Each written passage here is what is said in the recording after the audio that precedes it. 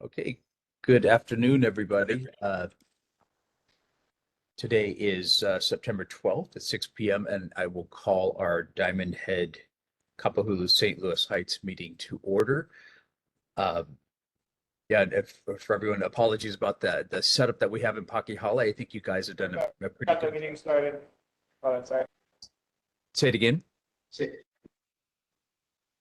All right, guys we're okay? okay here.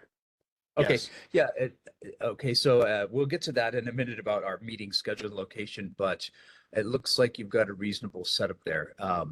So with that, I think we should just ready go to the public safety monthly report, starting with Honolulu Fire Department Waikiki Station. Do we have anyone from the fire department here? Okay, seeing not, if they come a little bit later or might come in person, let me know if you would, Dylan. Let's move on to our Honolulu Police Department, District 6, Waikiki, Kapiolani Park, Diamond Head. And if we don't have someone from there, looks like we have Lieutenant Nishimura from the District 7. Yeah, hello. Good evening. Hi. Hi. Thank you. Lieutenant Nishimura from HPD District 7, East Honolulu. The following are the statistics for the month of August. Motor vehicle theft 20, burglary 2, theft 24, UEMVs were 10. Total calls for service was 6,553. Our safety tip for the month is flash flood preparedness as we're heading into a rainy season. There are three types of alerts with regards to flash floods: a watch, a warning, and an advisory. Of the three, the warning is the one to really be concerned about because a flash flood is occurring or is imminent. Things to know about a flash flood is, first of all, know your evacuation routes. Second, if your area is prone to flash flooding, be prepared to evacuate. And most importantly, do not attempt to drive or cross any type of flooding that may be occurring, whether on foot or in a vehicle, as you will be in danger of being swept downstream. So very, very dangerous. And as in all emergencies, if you do need to evacuate, to have a emergency kit available for you to take, which would have supplies, medicines, clothing, etc. And that's our report for the month. Thank you. Thank you, Lieutenant Nishimura. Are there questions for Lieutenant Nishimura from anyone in the audience? And seeing none, any questions online? Okay, thank you very much, Mr. Nishimura, and have a safe month. Thank you. You too. Yeah, if someone comes from the fire department or District 6, please let me know. This will bring us to our next agenda item, which is the election of our board secretary. Do we have any nominations for board secretary?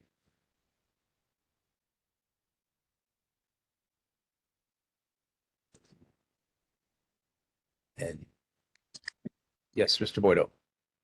Mr. Chair, I nominate myself for secretary. Okay.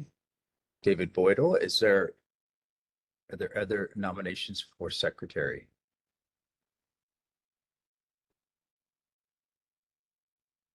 And I was nominating Rafia Hasina.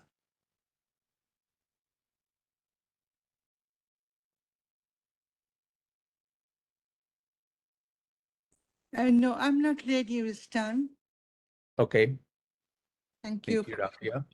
Thank you. Are there any other nominations for secretary?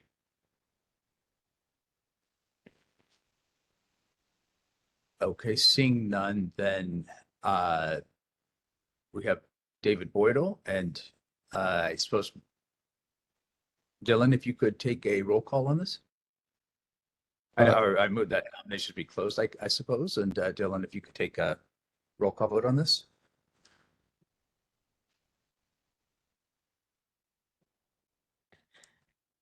Or maybe it's Curtis? I wonder if we have a quorum. Oh, yeah, thank you. Do we have a quorum?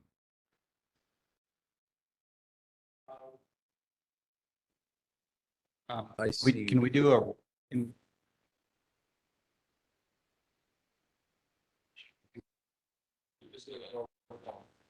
Chair, can we just do a quick roll call again, just to confirm members? Because we are having a little bit of connection issues here. Sure, yeah. Yeah, so we just want to double check on forum. Thank you, Dave. Member Allen, Here. Budel, Boydell, Here.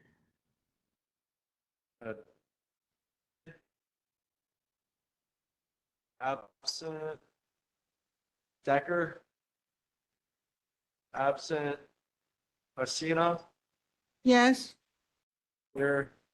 Khan Here.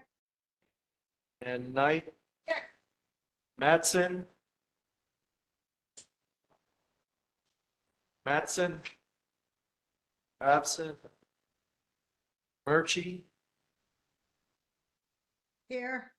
here. St. Dennis.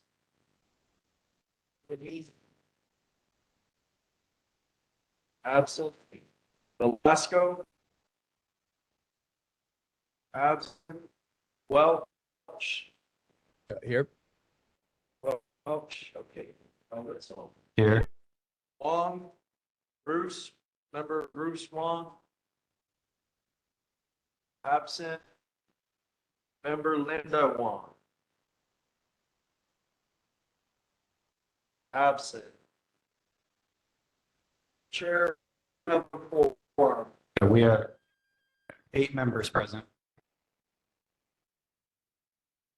we are 8 members present. So in this case, what is the number needed for any motion to pass today?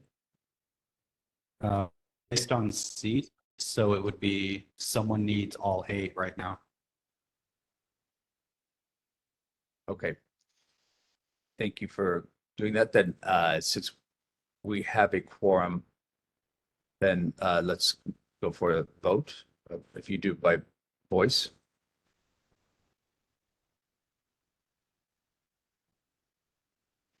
And to clarify, this was Hasina and Boydell. I think it's just Mr. Boyd. I think Which- Rafia has seen it decline. Oh, Yeah, I decline. okay. So for Boydell. Okay.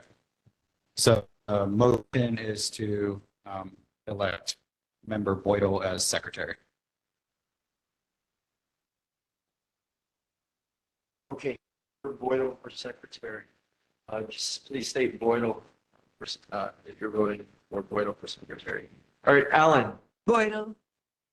Boydell. Boydell. Okay, Hasina, Yeah, Boydell, Boydell. Khan, Boydell. Knight, Boydell. Murchie, Boydell. Welch, Boydell. Witzel. Boydell. Okay, members David, Decker, Mattson, St. Dennis, Velasco, Bruce Wong, or Linda Wong, are you present? If so, please state that you're online.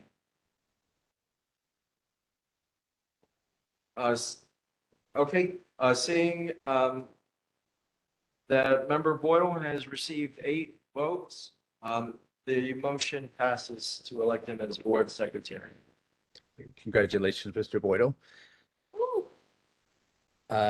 Okay, so that will bring us to our next item, which is our monthly meeting location and schedule. So from, and Dylan is there, but essentially, you might have heard this last month, but there was a snafu at the Parks Department in not renewing our longstanding use of the Alawai Golf Course Clubhouse, which should go back to that from January, from what I understand. In the meantime, we've been looking at some alternative arrangements besides Pakihale. I can see it's already crowded down there too. Perhaps Kapi'olani Community College. I've checked around at all the area schools. None of them are suitable for a variety of reasons. If there's other venues that you know of, a church or something else that might be able to handle us, please let me know. But otherwise, it will be at the current location in Pakihale for the next 3 months unless we find something else in the meantime. But regardless, we still have the day and the time there. And I know there were some folks that were interested in moving this to a different time. Okay, I see Carol, you got your hand up. Okay, go ahead, Carol. See Dean Hoshiko, do you have some info maybe on the KCC? Well, our vice chancellor of administration said that, if you can let us know when you're available to meet, he can talk to you about,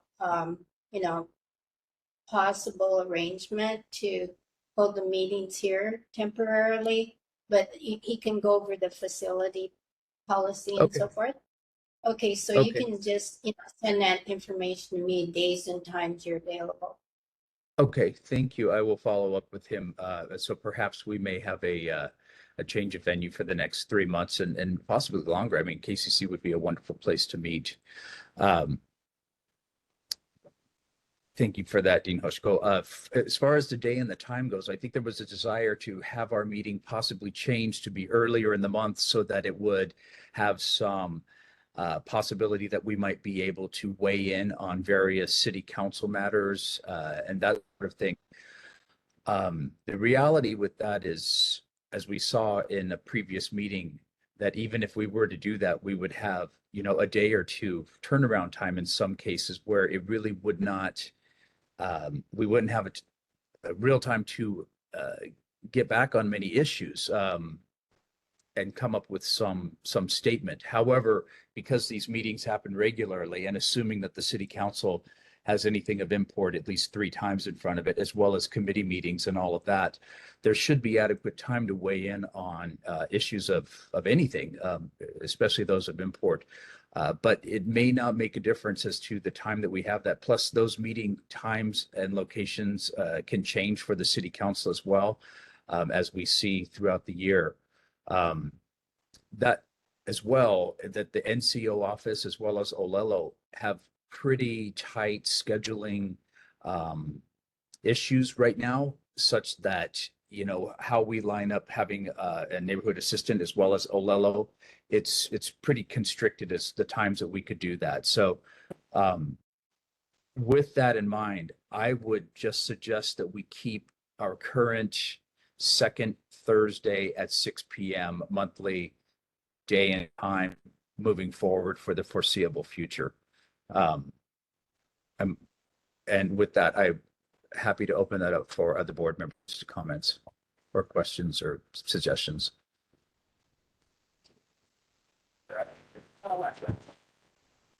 Okay, I just wanted to have one comment. That was an intense zoom in. Okay. I wanted to say that it also had to do with the different developments, and we had a lot of discussion about HHFDC, which does meet on the second Thursday. So it had to also, along with all council for the city, it had to do with more of the zoning and housing developments. I just wanted to add that to one of the reasonings, but I'm all for staying as is. Okay, yeah, thank you, Angie. That's right. It was dealing with that. And yeah, it's a real concern because they just get put on the menu and we have a very little bit of time to respond to some of those. So, it's a matter of keeping up and following those as best as we can. But I don't know, do we need to vote on this, Dylan or Curtis? Yeah, we can vote on it. I think it was because it was board member Knight that originally kind of threw out the idea. Like, I mean, if you're okay with as it is now, then okay. It seems like she's okay if we just kept the same time date as Okay. normal. Okay, then if there's no other objection, then we will keep our second Thursday, 6 p.m.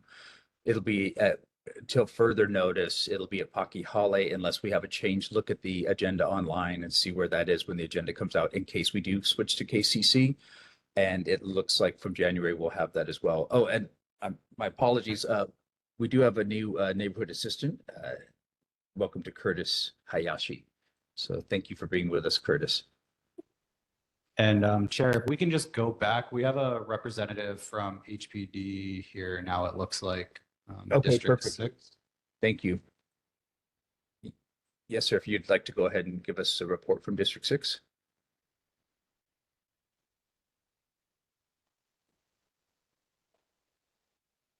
Can you guys hear me? All right. Lieutenant Home from District 6 to Waikiki. So the stats for August of this past year or this year, robberies, this month we had 9, previous month we had 6, burglaries 13 from the previous 6, thefts 169, previous 178, UMVs or theft from vehicles 18 from the previous 12, assaults 18, previous month was 43, sex crimes 6, previous month is 9, skateboard on sidewalks or bicycles on sidewalks, 48 citations, previous 1. Speeding, 36 citations this month, previous month was 8. Parking citation, 2,613 from the previous of 1,816. Loud mufflers or prohibited noises, 13, previous month was 6. For park closures, 83 citation and 5 arrests were made. Last month was 60 citation and 7 arrests were made. The total for this month was 3,444. Any Okay, questions? See, we have a question. Is there any questions in person? None in. None in Okay. person. And Margaret? You're I on mute. wanted to mention that you folks, in Waikiki, the Parks Department did an incredible job of plantings of Polinahe. And, we're keeping it really pretty. It's between the substation and the Duke Kahanamoku statue. And it was, surrounded by yellow tape while it was growing. It was perfect, but somebody cut the tape and it looks like they're sleeping. There are 2 areas where people are sleeping and they've ruined the vegetation there. Can you keep an eye out for that? Because it's really sad because it was growing great guns and and it's close enough that somebody should be able to see it. I mean, they're sleeping in there. Yes, most definitely. We can check on that. Terrific. Thank you. Thank you. Polinahe is the name of the plant. Thank you, Margaret. And Daisy? Thank you, Chair. My question is regarding Segway bicycle tours. Are they legal to do it on the sidewalk? I know they can't go on the street, but are Segway tours legally done, those vendors, are they able to have those tours done on the sidewalk? Because I've seen a couple of places, one being around Montserrat, the other one being downtown. And, they do take up space and some of them are a little bit unsteady because it's the first time for them as far as using the Segway, but is that legal or should not be done? Thank you. To answer that question, I can't answer for Chinatown, but for Waikiki, I believe the segways aren't allowed on the streets, but they should be allowed in the bike lanes. That's for the tours that was something the city business administration to take care of. Okay, thank you. And Noella? Yes, good evening. Thank you, officer, for your report. Is there any way you can just remind the officers, and I know Diamond Head Makalei Beach Park is on the borderline, but if it can be reminded to, I guess, District 6 to please ticket the moped situation at Makalei. The other day, sadly, I hate to report this to you, sir, but I will because you need to know this.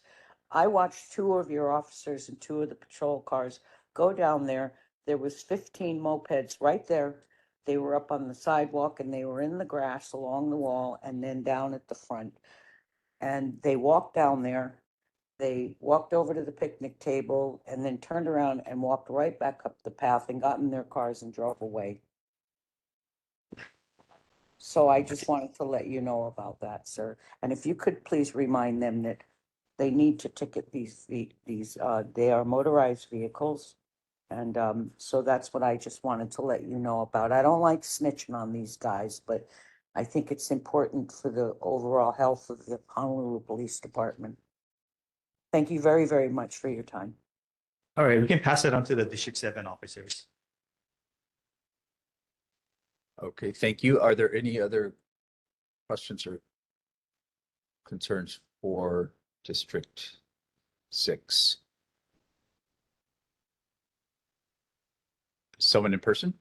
Yes, there's a person. Okay, Yeah.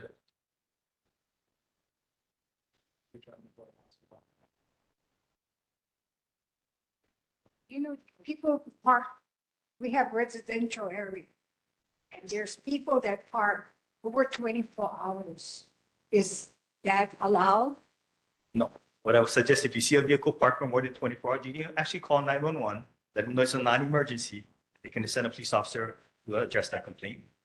These That would be people just park for days and days, even the park boat is on the side. What? Just call me. Just call us and we'll take care of it. I hate to be a bad neighbor and complain, but it's annoying. It's not a sight. I don't, You can just call, we'll take care of it. I'll do that. Thank you. okay. And are there any further questions for District 6? Seeing or hearing none, thank you very much, officer, for coming today. Have a safe one. Next, we have public utility and events notices and announcements. The Board of Water Supply is not with us today. Kathleen couldn't be here, but she did send an update, which in the Google Drive. But essentially, I'll read off a couple of things since there were some concerns that she was to address. First is that there's an Imagine a Day Without Water event that's going to be Saturday, September 28th from 10 to 2 at Kapolei Park, Regional Park. They're going to have interactive exhibits, including rain barrel workshops, Xeria escape landscaping activities, succulent mini workshops, and more. Ono food will be available for purchase and it's free. You can see more at boardofwatersupply.com/OneWaterHawaii spelled out. It will be at Kapiolani Regional Park alongside Manawai Street across from Haumeon Street. Next is the Diamond Head fencing project update. Kathleen reports that landscaping work is ongoing for the month of September. Once all of landscaping has been installed, there's a formal maintenance period of 18 months to ensure that new plants take root, and they will let the board know when that begins. Finally, Board Member Mattson had a question regarding the PFAS settlements for the water utilities, and Kathleen reports that the Board of Water Supply has decided to opt out of the current settlement agreement with PFAS manufacturers, so the forever chemicals. We are doing this to preserve our rights to legal litigation later on. We are currently in the process of working with Brown and Caldwell to look at the PFA remediation options. If we were to opt into the settlement, we would be paid pennies on the dollar for what we believe we will incur later for remediation efforts, and we will have no further legal recourse. We do not believe that a settlement is in the best interest of our ratepayers at this time, I believe she means, and we will look at possible legal recourse once the consultant has finished their study and we better understand the costs that will be incurred by the Board of Water Supply in order to remove PFAS from our drinking water. That was from the Board of Water Supply. Next, I saw Dean Hoshiko, if you're here with any KCC updates. Yes, good evening, Chair, members of the board, special guests.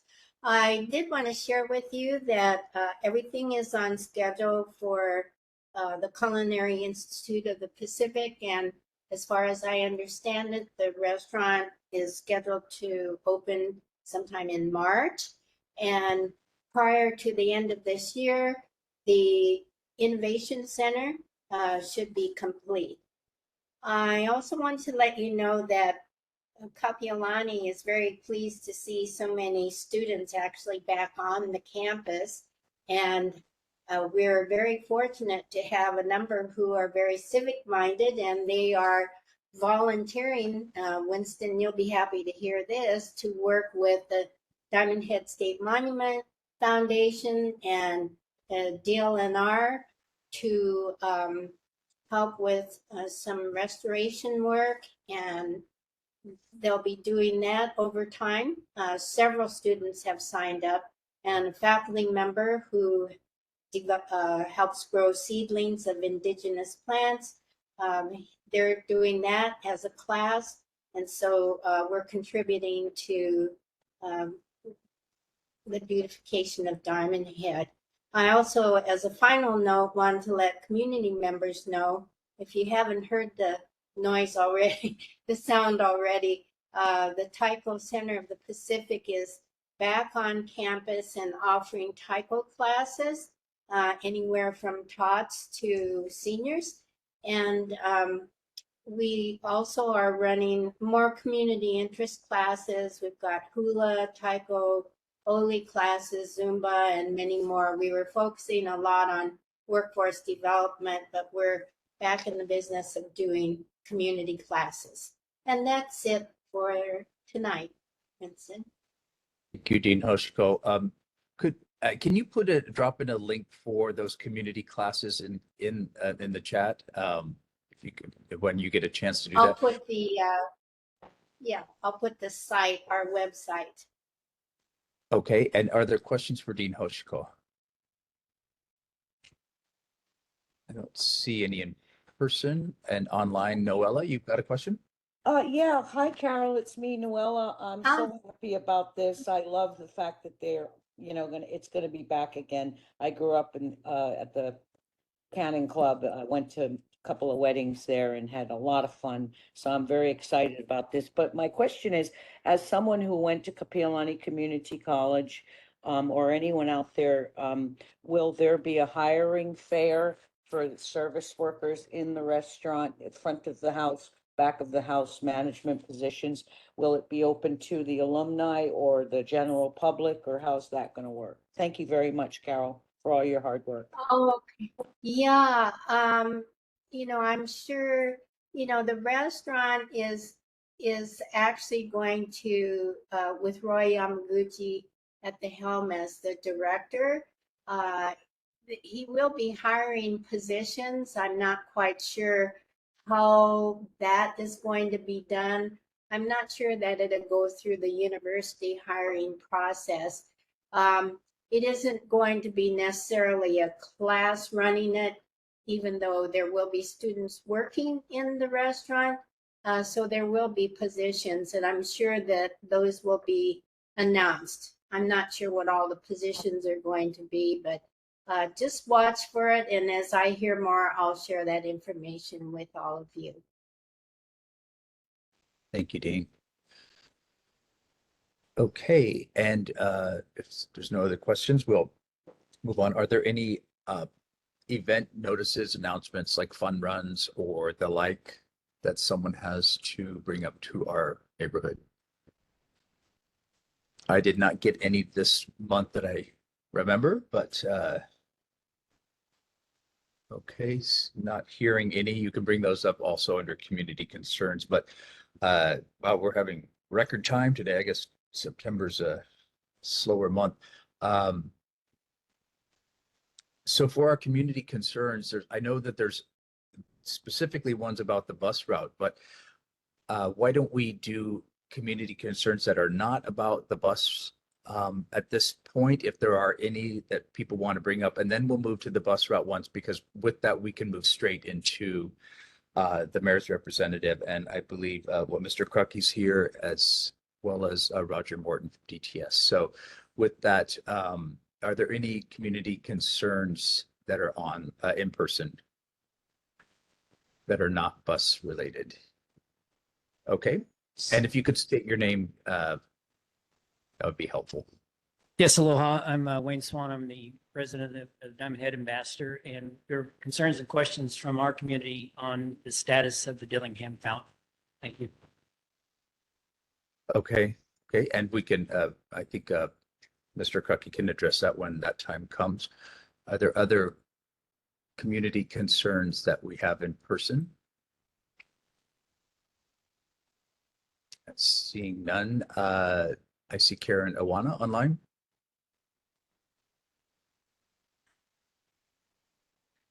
Go ahead, Karen. Okay, thank you. Aloha Chair and board members. My name is Karen Awana, and I'm the Director for Advancement at Kulia Academy. We're a brand new charter school that opened our doors this year to 100 sixth grade students. As I had mentioned, because we are a public charter, we are not bound by geographic areas like your traditional public schools. So in that case, we have some students who are actually attending our school from neighborhood board number 5. So I'm here just to share a little bit about our school really quickly. Our charter school is focused on artificial intelligence and a data science curriculum, which makes us unique. Our sixth graders are coding programs, flying drones, building self-driving cars, and mastering augmented reality, and also connecting with their community through eCyber Mission. This year, we are at capacity. However, we are currently accepting applications for next year, 6th and 7th grade. If you would like more information, you can contact us at info@kuliaacademy.org. We also have a few uploads on YouTube, and I'll also include our information in the chat. Thank you, Chair. Thank you very much. Sounds like those kids are probably the pathway to being rich. So, where's your campus at? Our campus is located near Middle Street at the old St. John the Baptist site. We were able to secure that area once the school had closed back in 2020. So we're located like right behind Fern at the old, up the road from the old Love's Bakery on that end of Kalihi. So it's right on the on-ramp, right off onto the H1. It's quite convenient. Thank you for coming and letting us know about that. Thank you, Chair. And Margaret, you got a community concern? Well, I got an invitation this week from Complete Streets for a meeting, an informational meeting next week about I think it's about the bridge. And I noted that the Waikiki Neighborhood Board supports the bridge, but in their 2016, from 2016, they put it into the record that they supported a modest bridge in keeping with the environment. And I still have issues with what they're planning on spending our taxpayer money on, $60 million plus to, that comes right out of our pockets, and it hasn't been approved. And I really think that they need an EIS with all of the historic properties and all of that, and people don't know about it. I mean, honestly, and I think it's gone from 18 stories to 20 stories now. And it's going to disrupt traffic. It's not necessary. It's a pedestrian bicycle bridge. And maybe if the Board of Water Supply, I understand, they're having to replace the big tank by the Macaulay Bridge that feeds into Waikiki. Maybe they could put some sort of separation there, because that's where, they say that there are accidents. Well, most of the accidents all of the accidents pretty much happen at that end where the bicycle lane ends. And I just don't think that we need to spend all this money. I know the city council has approved it. Ridiculous. We don't need this bridge. And I just really think that people ought to know that what the plan is, and they're trying to sneak it by. Anyway, that's my thought on that. Thank you, Margaret. And I did put in the chat, there is a link to, and since we have Director Morton here, maybe he can talk to us more about where the proposed Alapono Bridge is in this entire process, and let us know what the dates are with that. There is a pedestrian, just following up on a related tangent, the city is having a workshop on September 25th It's pedestrian safety speaker, and it's pedestrian safety crisis in America with a renowned author and transportation expert, Angie Schmidt, from 5:30 till 7:30 on Wednesday, September 25th at the Blaisdell Center. Yes, and I would encourage folks from our neighborhood to go. I've heard from when we did a walkthrough that Kapahulu is one of the 10 most dangerous streets in Oahu. So we have some challenges here that we need to look at, whether it's speed or speed bumps or crosswalks and all of that. So I would encourage people to go to that on the 25th of September from 5:30.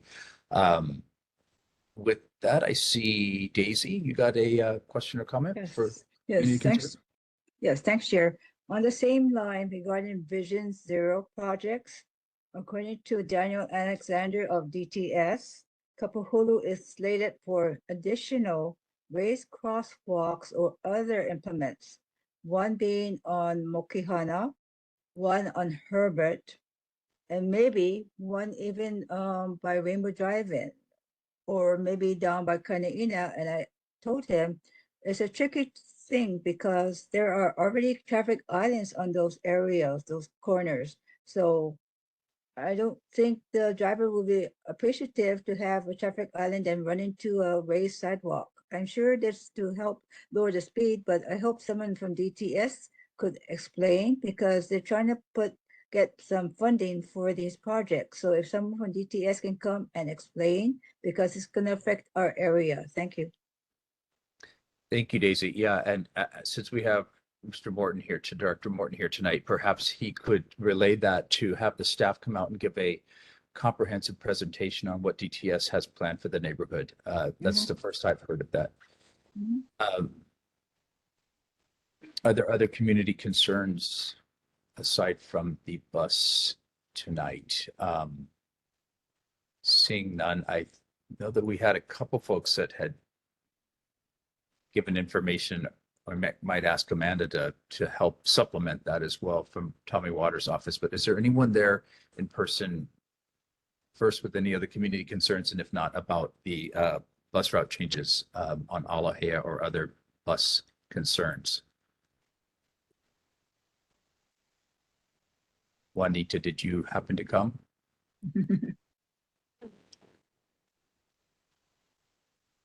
Thank you, Chairman Welch, for this opportunity to provide some information about the Aloha bus route. First of all, I was very surprised and kind of shocked to see buses traveling up and down my street. I've lived there for 35 years, and this would not be a street to put a bus on. Well, let me explain a little bit about myself. I'm a professor emeritus from the University of Hawaii in travel industry management, and my areas were regional planning and economics. And so I reviewed a lot of environmental impact statements. So usually when a new development comes in, there are feasibility studies or community consultation or notifications. And apparently this was not done. I myself would be interested in knowing what were the criteria to select Aloha as a bus route.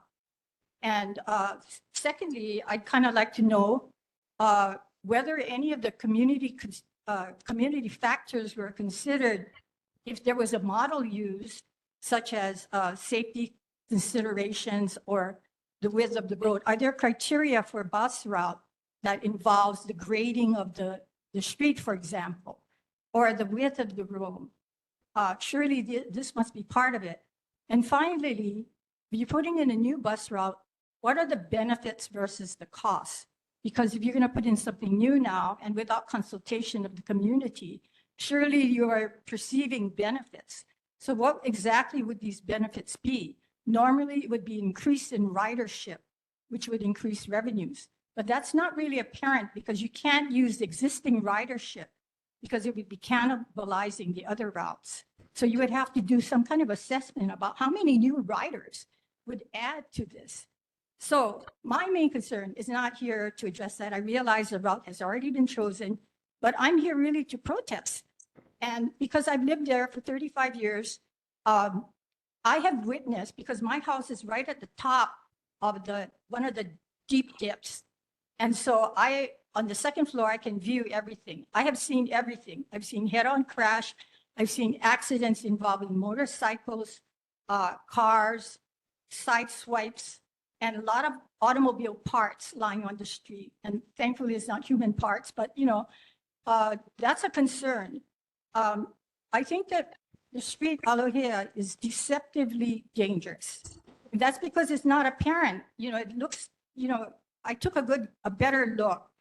And me, I'm kind of short. So in order to get into my driveway, I sit on 2 heavy, thick towels.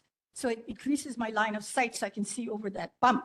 But if other people are not aware of that, they kind of get thrown when they see something looming over the horizon. And so that's my main concern, is a safety concern that I feel that I need to make DTS and all of you aware that I feel that our community and my family and our community is more dangerous because of this. I just feel that it presents a greater danger in our community. So that's why, none of us want to be here and get involved in this. I grew up in Kapahulu. I took the bus everywhere, okay? My kids grew up on Aloha. They took the bus everywhere. We never had any problem in access and all of that.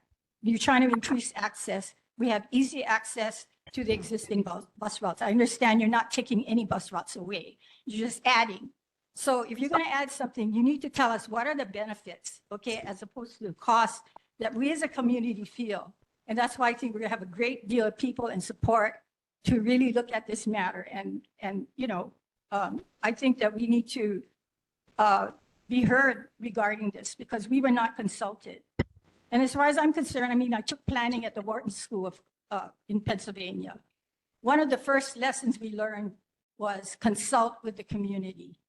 And it's best to consult with them prior to the project rather than after. So with that, I thank you very much. Thank you very much, Juanita. Are there other folks in the audience who would like to talk about the bus route issues? And if you could tell us your name, that would be helpful. Correct. Thank you, AV guy. Aloha, I'm Lloyd Candell. I live on Aloha Avenue. I'm in full support of, what's your name? Juanita. We're neighbors. Also my neighbors over here, Leilani and Grace. I appreciate their efforts to get involved. Several points about the bus on Aloha. I've lived on Aloha for 15 years. And I live at it's already a dangerous street. Sir, you just mentioned that Kapahulu is one of the 10 most dangerous streets in Honolulu, and I just made Aloha one of those most dangerous streets. It's already a dangerous street.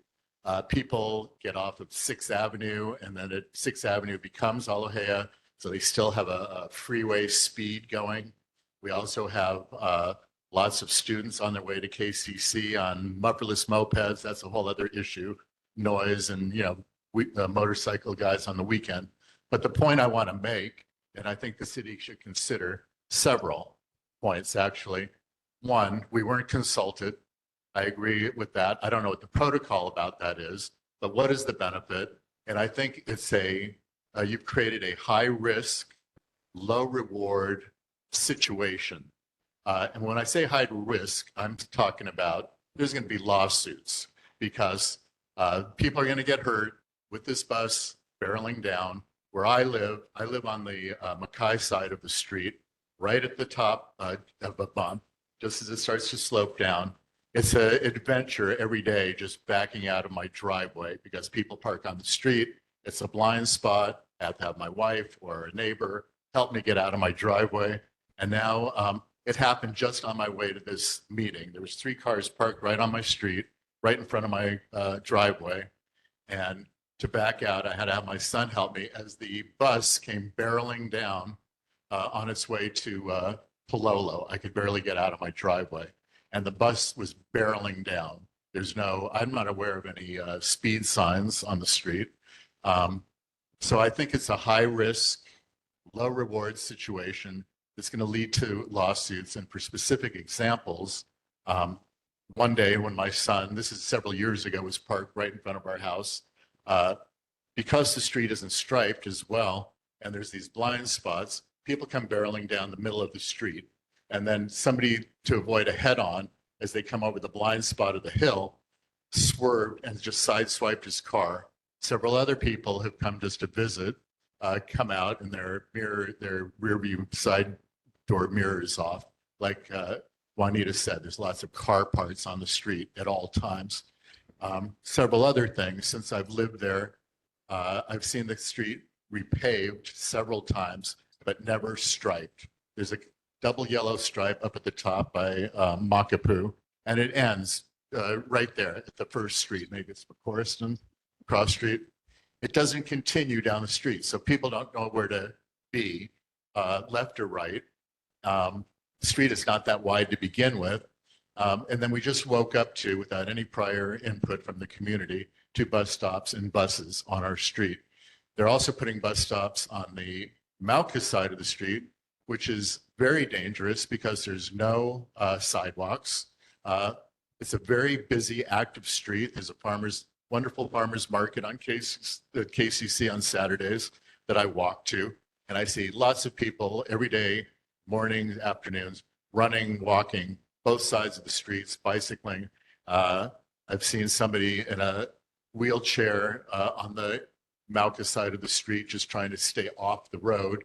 And it's causing, cars to be creeping behind that person. And now with the bus having to swerve around that's going to put the bus in a head-on situation, can be the opposite way.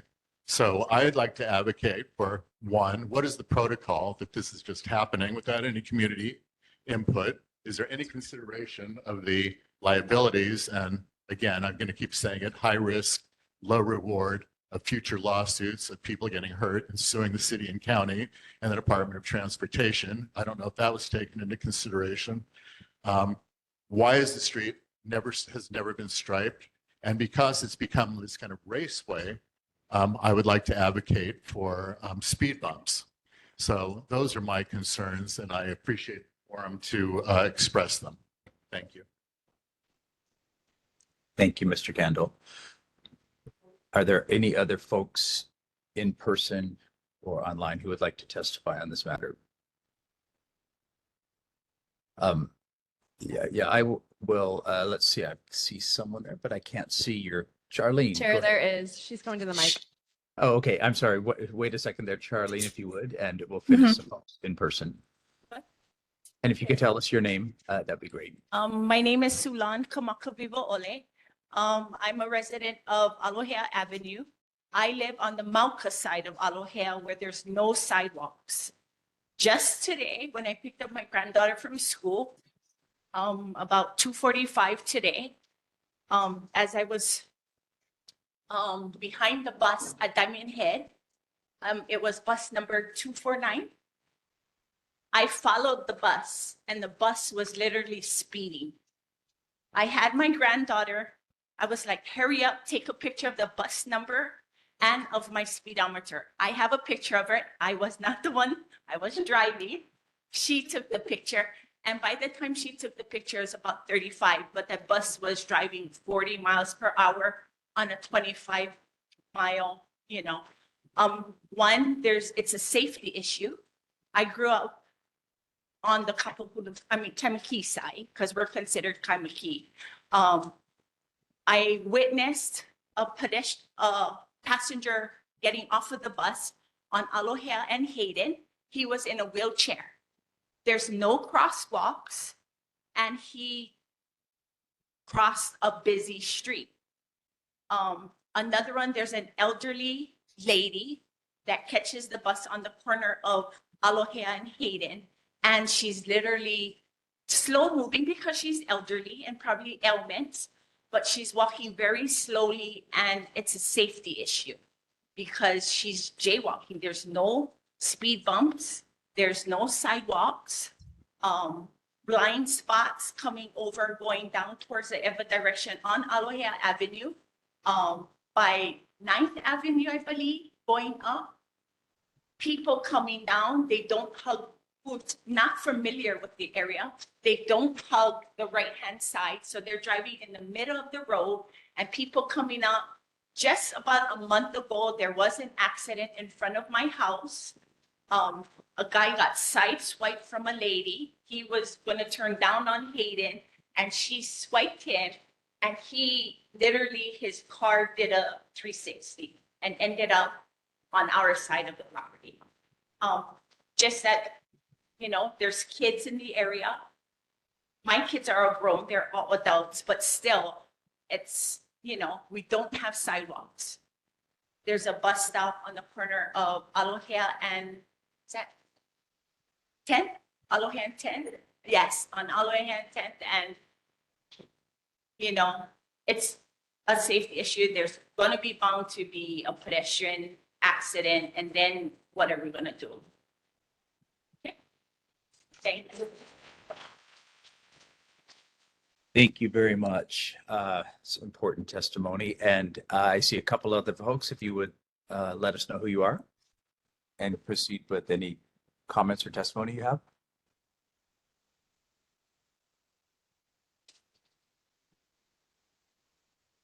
Hi, good evening, everyone. My name is Leilani Iwaki. My family grew up on Aloha and Hayden Street. We've been there since the 60s, before 6th Avenue became a thoroughfare into Aloha. We've grown up with all of the people in that community.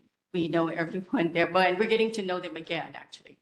But what happened to us is that we came home one afternoon on a Thursday. It was 15th of August. It was about 3:30. The day finishes off at 4 o'clock. When we showed up, there was a barricade on the sidewalk that said that there was going to be a bus stop installed. Now, this is the 15th, and that bus stop was going to be installed on the 18th. It was a weekend, it was Friday, there was a holiday, so we had about a half an hour to make phone calls because your work day is going to be over. We're trying to figure out who it is that we're going to call. Once we figured it out, we made many phone calls that whole weekend. And then we started talking to our neighbors to see where were the bus stops on Aloha Avenue. And then we realized it was going to be 6th Avenue, and then it was Kaimiki Avenue. And everyone involved, wherever that bus stop is, it doesn't affect just that one home. It affects everyone on Kaimiki to 6th Avenue to Aloha.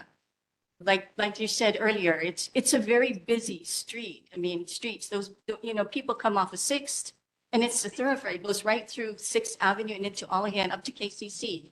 So it's very, very busy. And they talked about safety. Safety is a problem because only one side of Aloha has a sidewalk. The other side does not. So now we're having a bus added to the already busy streets. Yesterday I came home with one of our neighbors who was outside and said, "Hey, you got to see this." So we took a picture of someone on a wheelchair in front of, right across the street from where we live, in front of the bus stop. I just want to show it to you. I have to do. You know, I took a side photo of him because I don't want anyone to know who he is. And I don't want to identify him. We had two pictures. One was his face and the other one was his side view. And it's so dangerous. And they spoke of it being dangerous because now what that bus stop is doing, it's bringing in the elderly from above Aloha and below Aloha. You've got the elderly now. No new development. The people that have lived there forever. You know, I'm elderly. You know, I'm kupuna. I'm considered a kupuna at this stage. And, you know, I mean, you're servicing me. I'm the community. So you need to be asking us, do we need it? And we can honestly tell you, no. And if we're, you know, but anyway, here, I want you to see this.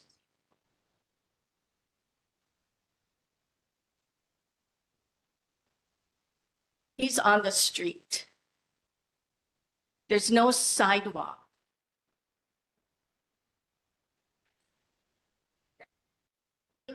He's on the street. Is it okay? Yeah, you did that. Okay, wait, so, well, we only have 2 minutes, so otherwise we could get on and on and on.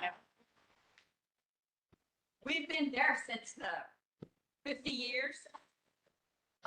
Well, so then I have my minutes. So what happened is that I woke up one morning and there's the bus stop. I opened my door and literally you can see the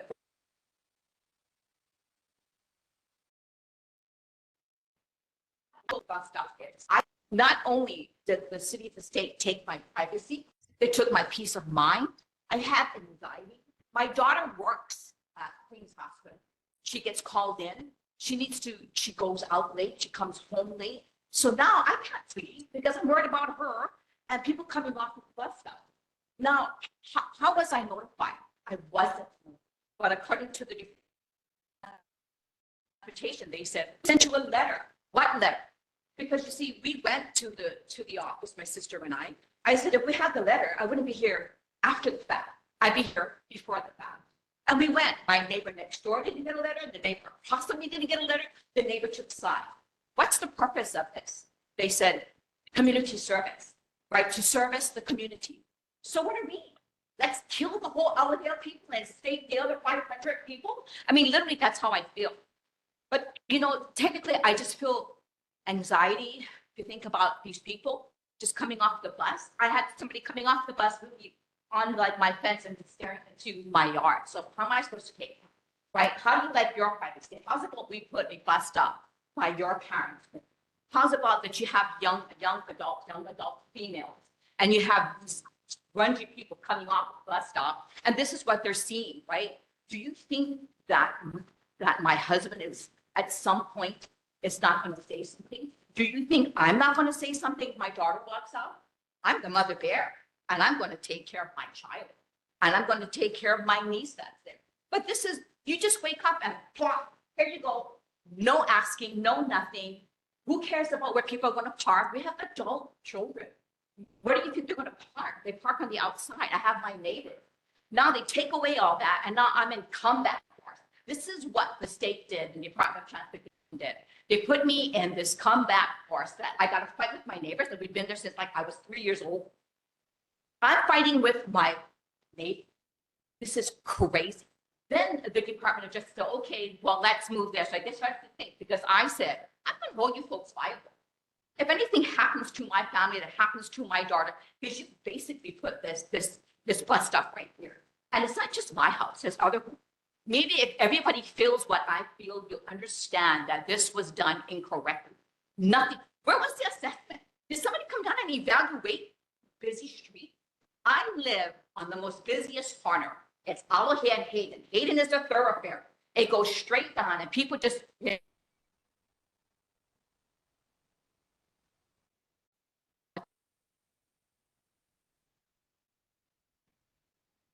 On the community.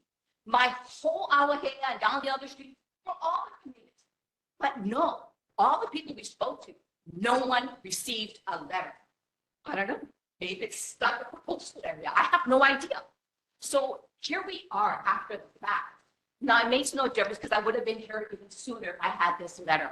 I don't think you understand what happened, but you need to put yourself in a parent's position and put that you have a young daughter, and that she's there, and that anything can happen to her. You think I'm going to stand by and allow this to happen?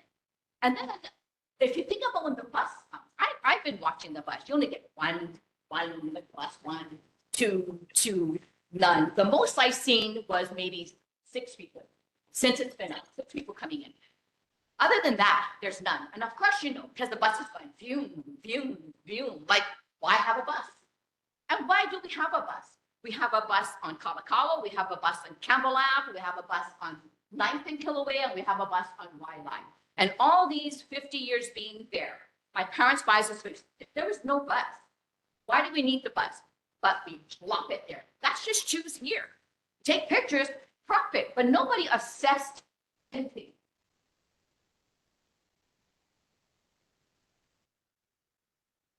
It's like I said, when you come down 10th Avenue and you stop, you have to creep out. That man that's on that wheelchair, if somebody wants to turn up 10th or come down, honestly, if they don't know he's there, they run him over.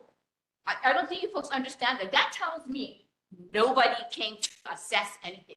All they did was come and take a picture of my house. Now, how do I know that? Because when I went down there, they said, you should have received this letter.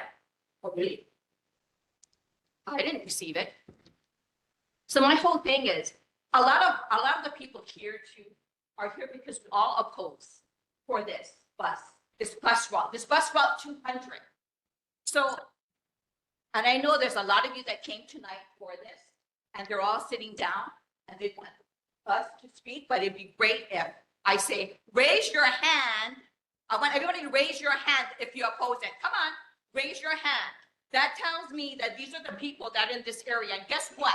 They said only they're going to send the letter to the person that has the bus stop. And it's for community service for all the community. So they basically said, too bad. Yeah, that's another thing. They take all the parking at the same time. They say not a monster house, and it's a monster house. And can you give us your name, please? Can you let us know your name? Okay. Oh, tell us your name. Grace. Okay, thank you. Yeah. We're Did you hearing hear from that? people. Sorry. Say it again, if you could, Angie. It was Grace Benson. Grace Benson. Thank you so much. Thanks, Angie. Yeah, it looks like we might be having a little communication difficulties with Pocky Holly and the signal. So it might be that the signal gets turned off in that case, the video signal anyway, so we can hear better, but I'll leave that up to Curtis. Are there other folks in the community there present who would like to testify on this or give their comments? I saw a number of folks raise their hands, so even if you don't testify, it's obviously a serious issue. And if you would state your name, sir, and go ahead.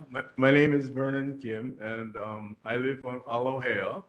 It's the second house from 6th Avenue, and it's a brand new house with a black gate. I just want to support all these people that came up and told you all about what's wrong with this bus service that we're having right now. And I just want to say that, you know, that street is a real highway. I mean, people just come down and speed. You have all these trucks, all these cement trucks, you have all these ambulance, fire trucks, and all these big, huge trucks that just come whipping down there. And you have to be careful if you're coming on the other side of the road because there's no room to, you know, get by. But also, I want to mention that the lady that had the wheelchair, that picture of the wheelchair, the man sitting by the bus stop, I have the same exact situation in front of my house because they put the bus stop right in front of my house. Okay. And there is no room for a person with a wheelchair to come and sit down and wait for the bus. So he actually had to put his wheelchair in part of the roadway, you know, to use the way. But another thing is, I wonder if they can have at least put a little path or a little spot where they can, you know, stay and sit down. But anyway, you folks said it all. I think that Aloha is a bad place for the bus to come, and they all speed, and you know, they don't care about other cars coming down, and so what I want is I always wanted this. I wanted them to put speed bumps. Okay, if you put speed bumps, there will be hardly any speeding. Okay, because that's a good safety thing to have. Other than that, I have the same questions and problems that you folks discussed. And I hope that something will be done soon. Thank you. Thank you, sir. Are there any other folks in person who would like to share? Okay, seeing not, I see we do have, sorry, Charlene, thank you for waiting. Go ahead. Hi, good evening. My name is Charlene Asatunita.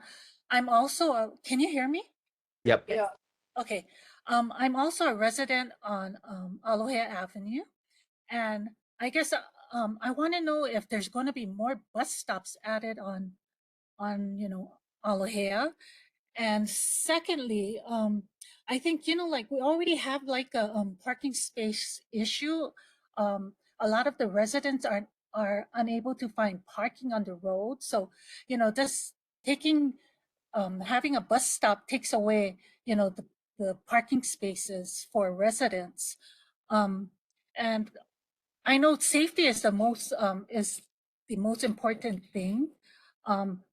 I know that I saw drivers overtaking the bus when the bus stopped, and I've seen firsthand where rubbish trucks, as well as rubbish trucks where cars, they're so impatient that they just overtake.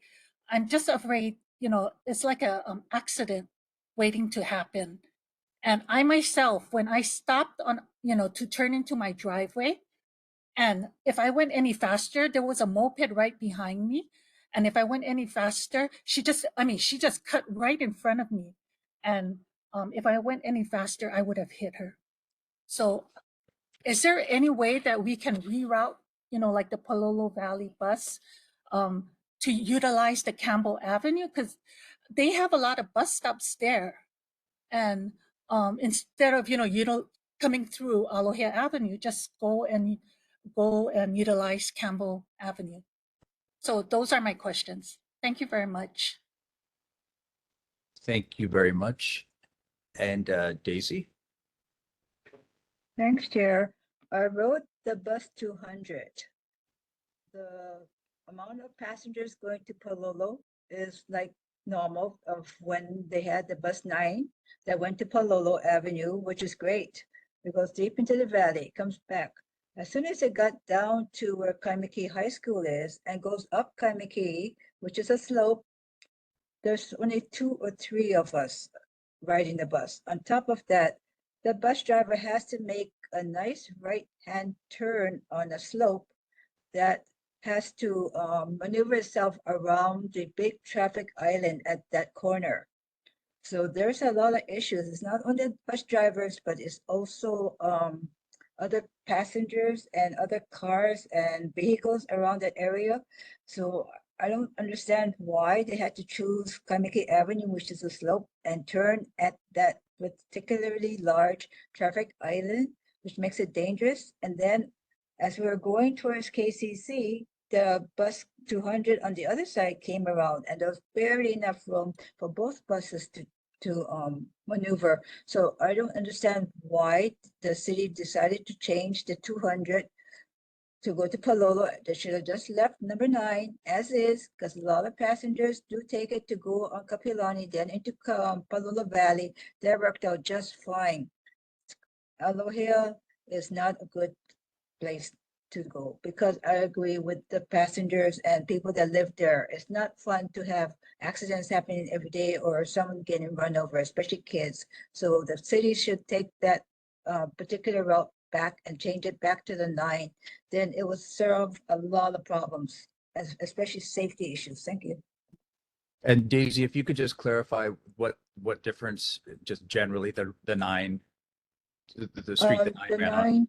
Okay, the 9 actually ran on Kapilani Boulevard like the number 3 did, but what it did was it continued on to where Market City, and then it continued on Waialae Avenue till it got to Palolo McDonald's, and then it went into Palolo Valley, came out, and it came back down onto Kapilani, back into town.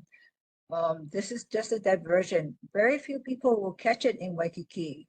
So, I mean, I don't know what the draw was to have it as what it does is it goes around where the Elks Club is it took over the route that number 20 bus used to go. Besides the 14, they have the 200 that will go around Kapiolani Park and the park where the bus number 20 that will go to the airport. That's where they start and that's their terminus. So it makes no sense to use that particular bus and maybe have number 20 go back and go around to the Elks Club and go back to the station where it used to be, then goes to Kapiolani Park, because this particular new route makes no sense, especially to people that live there. People will speed no matter what, but that's very dangerous, especially when there's schools around there. There's several schools in that area, so a lot more caution has to be taken. Thank you. Thank you, Daisy. Yeah, yeah, are there other folks? I think Charlene, I don't know if you didn't lower your hand or not, or you're okay. Are there any other folks in person or online who'd like to testify about this? Oh, I see Cindy, go ahead. Hi there. So my name is Cindy Sakai, and I've been living on 6th Avenue for 10 years. I am right on the corner of Castle Street and 6th Avenue. So I am the house that's right behind that boat with the rock wall. And I agree about all of the safety issues that have been brought up. The speed that's on 6th Avenue, the speed, they're speeding on Castle. I mean, it's the widest street going down Kapahulu. And so if there is a, we have the trucks, we have gas tank trucks, large vehicles use Castle to access the Kapahulu area, and they all have to hit Alohea and turn on Alohea, which means not only with speed, and they're not necessarily speeding, but there is a lot of speed on Alohea, but it's wide, large vehicles on Alohea. And before the bus route came, whenever I'm on 6th Avenue, I'm always like squeezing in my car. Like my shoulders squeeze up when I pass an oncoming car. Sometimes I even pull off to the side and with even just a regular car, because the streets are narrow and there's a lot of parking that residents park on and need the parking on 6th Avenue. So I do agree that it's a huge safety issue. And also I have a rock wall that protects my house on the corner, but I still feel very vulnerable should a car veer off of 6th Avenue due to speed or trying to avoid an accident. And my rock wall has been hit before, prior to me buying this house. But more recently, there was an accident where a driver turned into a car and hit the boat and the parked car. And that boat got pushed onto the sidewalk right in front of my house. And that boat, I mean, in a different kind of accident or a larger vehicle, that boat could have hit the rock wall. The car could have wrecked the wall. Without a wall and a house there, which most of the houses on Alohea have a very almost like a zero lot. They're really close to the sidewalk, and some don't have many don't have rock walls, but still so close that now we can think about, if there is an accident where someone's veering off the road to avoid an oncoming car, or to avoid somebody, or somebody who is on the sidewalk and waiting at a bus stop and trying to avoid an accident, and a car goes off. Now all of the residents, many residents, are at risk because now a car could hit their home, because a car could go through a fence, a car could go through even some type of wall or barrier. So it does increase the risk, which I am very concerned about. Also, in addition to safety, parking is a huge issue. So now with the bus zones, at least two blocks of parking are being taken away on 6th Avenue in front of my house. Now it's completely open, although people are still parking there, and 2 cars were just towed yesterday morning, but they did sit there for about a week. And so with the cars being taken, the cars, less parking available, I heard someone in the audience there in person addressing cars that are in the neighborhood and sitting and taking up space for over 24 hours. And I'm just going to say it's not 24 hours. It's over 10 years that the cars are sitting. And they're cars filled with trash, and they're cars that are not driven. And it's the same person who owns that boat that is damaged and can no longer be towed. I would say the police come, and they're really trying, and the police come and visit the boat because it's in the way of the bus lane, and they're trying to figure it out. But it is, it is the same, the source is the same, the boat and the excessive amount of cars. I think there's 13 in the neighborhood on Brokaw and Castle and on Alohea that are taking up spaces. And now those cars are not going away because even though they're expired registrations, they're still around and they're not being towed.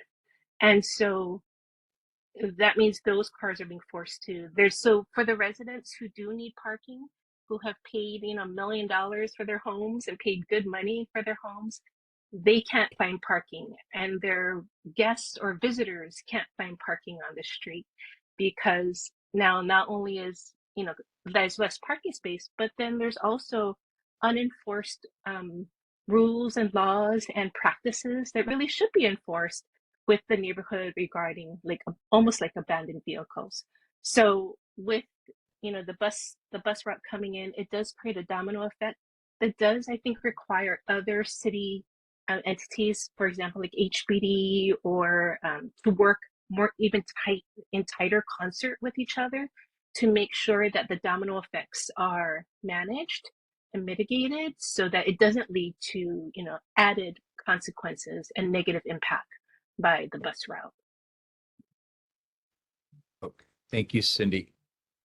Yeah, I know exactly what you're talking about. There's many vehicles filled with trash, and yeah, where the boat is, and yeah, in fact, your neighbors, on some level, the way that people speed down Alohea, and if they don't navigate that turn, your neighbors don't have a rock wall like that. In fact, it's quite a drop down into your neighbor's yard, more Diamond Head. So yeah, it's quite scary the speeds that people go. At least there is a stop sign at Brokaw, but even back on Castle there is not, and it's scary just to cross Castle Street on 6. So thank you for mentioning that. And maybe go ahead. No, and so I do want to even ask is, as you weigh, as you monitor and evaluate the bus route, is to weigh the usage. So every time I hear the bus, because it's loud and I can hear it, I poke my head out and I'll check it out. And if I'm outside in the yard, I check what is the usage like, and it's really light. I gotta admit, it is a lot lighter than I expected it to be. I mean, just this afternoon before this meeting, it was heading, back towards the Pololo area, and there were 0 heads in the bus. So it was an empty bus going down the street. So I have to, and I understand, I saw a letter where it says 92%, 88% have no car households, and there's a low percentage of elderly in our neighborhood who maybe we assume are not able to are using the bus. But in my neighborhood alone, I think there's only one person, one kupuna, who uses the bus, because I believe the others are not mobily independent, so they wouldn't be able to use the bus anyway. So, balancing usage and considering that, weighing that is this worth it? Thank you. And Thank you. Rafia? Yeah, I just wondering, the 9S1 bus route in the Pololo, it is no longer existing, this route, 9S? I used to see that the 9S route to the Pololo Avenue, Pololo, all that street is, I'm just wondering, this bus route is no longer exist? Can I answer, Rafia? Yes. Go ahead. 9S, The yeah. 9 changed to 200 now.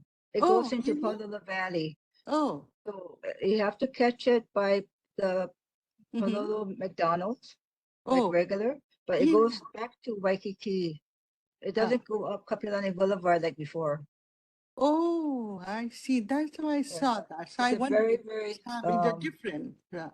yeah, Okay. go online to DTS and you can see the Yes. route. Thank you, Daisy. This, yeah, thank you. I did put that in the chat as well about the bus routes in there. So obviously there's a lot of community concern. I brought this up in July and asked DTS to come back in August, but they didn't before they implemented these changes. if there's, and thank you, Amanda, for putting that in the chat. There's some a complaints, we'll call that a community concerns form for us to put things in. A complaint sounds so harsh, doesn't it? But honestly, it's I guess it's the word that's Honolulu has chosen there. I will just add that I live very near 6th and Aloha myself, and people drive like it's a freeway. They come off of 6th and they're coming so fast. There's you know, a semicirculo at Kaimuki, I think it's Kaimuki Street, and you know, they signs are regularly mowed over there. And if I didn't have a very thick rock wall, and I, as one of the neighbors, I'd be a little leery of living there myself. But as they navigate the turn to where it becomes Aloha, Mo'oheau, it's scary to walk there as a pedestrian. It's, I mean, it's frightening. I think this is the street I need to walk on, but I avoid it because it's so dangerous, because people have to navigate that turn to the left or the right. One time, immediately before I was there, a car hit it so hard he broke the telephone pole, and it was down in the middle of the street and blocked all traffic. I had to help guide traffic off of 6th Street. And I thought, how fast was he going to completely destroy his car and break a telephone pole into two and hit a rock wall on top of it? It was dangerous before, but as folks have said here, if you're in a wheelchair or you're a kapuna and you can't move fast, as in almost having to dart across Aloha at this time, before the bus, it's dangerous. And I walk this every day. You might have seen me out there. I think the city probably put the cart before the horse here. If you're trying to get off the bus and you need to cross, are the crosswalks marked? There's so few stop signs here. I think people are not going 25 miles an hour. 25 is way too fast, even if they are going 25 miles an hour. The curves on the street, the narrowness of people are parking on both sides of the street, or even if they aren't, the lack of curb cuts. Like many have said, there's no sidewalk on the Mauka side. I think from Mo'oheau, I can't think of where there is one all the way down, except near to KCC after some point in there. So a lot of really valid community concerns here, from loss of privacy to the noise to do we really need this? And I think we've got Director Morton here, as well as Director Krucky. And I think, gentlemen, if you're here, maybe you could help address this. And let's start with this one, if you're here, Mr. Krucky. And when we can excuse go me, on. has the board already spoken? Well, where are you, Linda? I don't see you. Go Yeah, ahead. If you have I'm one more over thing to here. say, absolutely go ahead. I don't. Thank you. Okay, go ahead, Thank Linda. you. I'll try to be quick. About 30 years ago, I was hit broadside on Wella and Aloha, and it killed the two guys I was in the car with instantly. It messed me up for life, and that's how Aloha is. I wanted a blind curb sign, so I came on to the neighborhood board to get it, and they told me that 5 people have to die at that site before I get it. And now it's so widespread that it's so widespread that somebody answered and says, "Oh, they have 4 now that are dead." So, Daisy came to our meetings. She's avid bus driver, and told the city directors avidly, month after month after month, since this bus change has started, what kind of confusion it's going to cause and what you'll have to do to remediate it. And not much happened. So I just want you to know that we did try to put up a fight for you. And, I'd like to also speak. I'm going to tell you, Winston, during community concerns, I have a few concerns with the city this evening. But, we told Director Cruxy to tell Director Morton, DTS director, and we didn't get much action. So thank you. Okay, and Linda, if you didn't get your other community concerns, why don't you briefly mention those as well? And Oh, by the way, thank you. Thank you for that really powerful and tragic reminder of how dangerous this street is and how that's impacted your life, Forever. in ways we can't imagine. No, you can't. You really can't. I'm disabled now. I have been since then. What I wanted to talk about was, let me get my notes. These streets like Alohea down there by 6th Avenue, I think there's a part of it that's not 10 feet wide.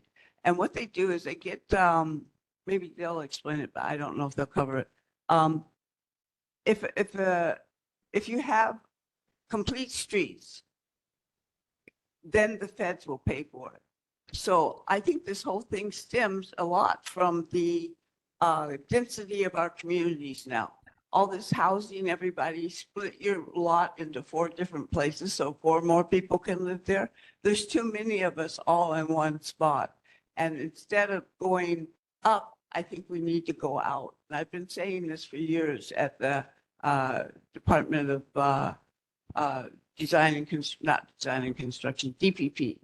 So we're all like stuck in our little cages by now, and there isn't enough infrastructure, and the city can't put all this infrastructure together because everything was built in 1960 and everything's falling apart right now. We're all having to redo our pipes, or all the condos are having, because everything's falling apart. So it's just too much concentrated people that we're all being smushed into. The other thing is, I'm late because I could not get on the city WebEx program. We don't have Zoom, we have WebEx, and me and another board member that have Macintyre machines, Macs, we can't get on. It took me an hour to try to, and I still can't get on. So I've asked for help with this. And since there's a neighborhood commission member here that also sits on this board, which I think is a conflict of interest, I'm, not having a good time with the city tonight. It's, we keep, and this slowing everybody down so they won't hit everybody is not going to really be the rubber test, because when you get complete streets, then you have to narrow the street to 10 feet. You have to have 5 feet on each side for parked cars, 5 feet more for biggie bikes, and you wind up with a big confusing mess like there is on Montserrat, over Montserrat and Campbell. Montserrat and let's see, what is it? Well, anyway, it's it's just a big jumble, and it's not working out well at all. So Yeah. thank you. Thank you very much, Linda. And I did have one more community concern I wanted to. I was just a bit shocked that the fountain at Waikiki at Kaimana Beach cost almost $500,000. Yes. Yes. Oh my gosh! And it's I can broken. report it now or during Diamond Head neighborhood board time. We'll get to that, but I mean, just from a If there's a perspective big of- write-up in Civil Beat, which in I'm Civil sure Beat will make today, it to it's the just newspaper. it's just shocking that Well, that they didn't tell me the truth. I tried to do that project and the director, what is he? Roger, not Roger, excuse me. But they told me that so-and-so Kobayashi got the contract. And so they told me that it was subcontracted out to somebody else. But now in Civil Beat today, there's a big story with a lot of complaints. I mean, it's like 50, 60 people. well, Time on it's- the Beach is really special to everybody, and it wasn't handled properly.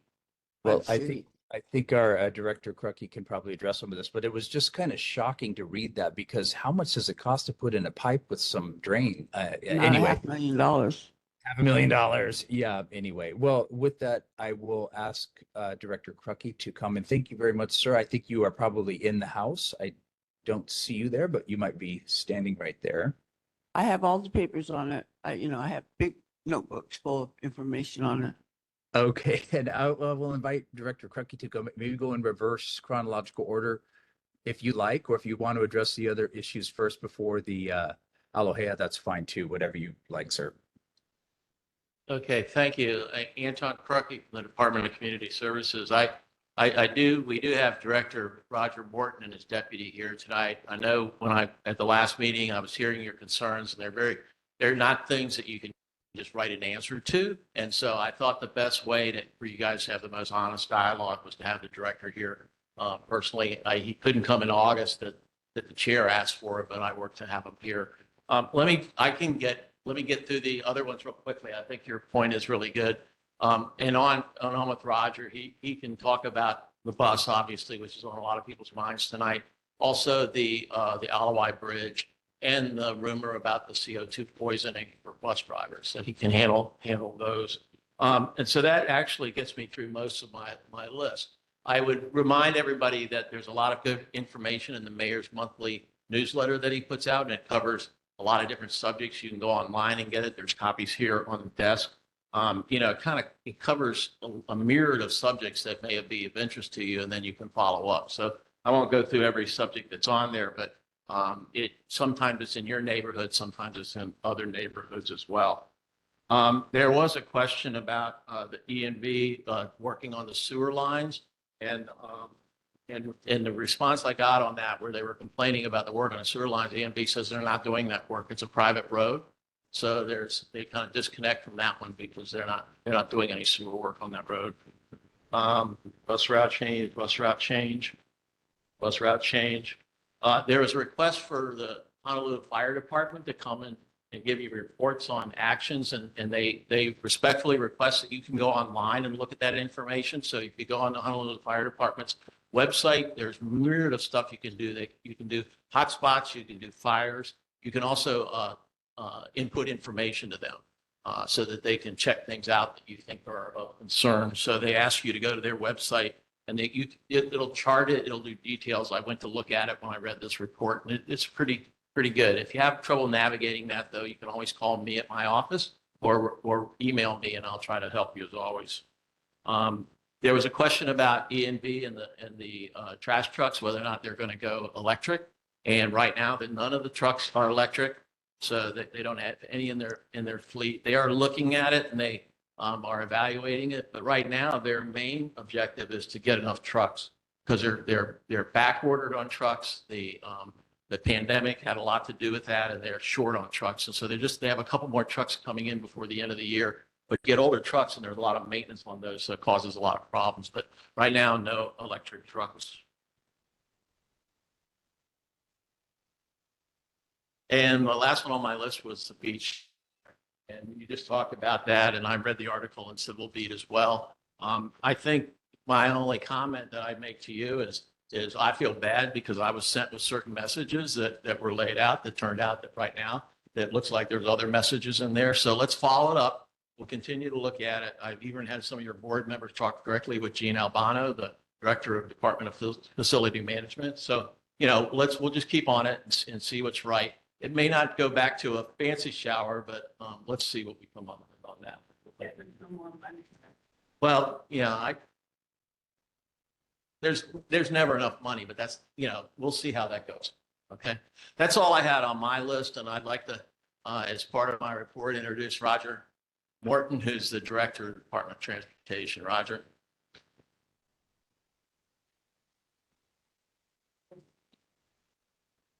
Okay, thank you, Anton.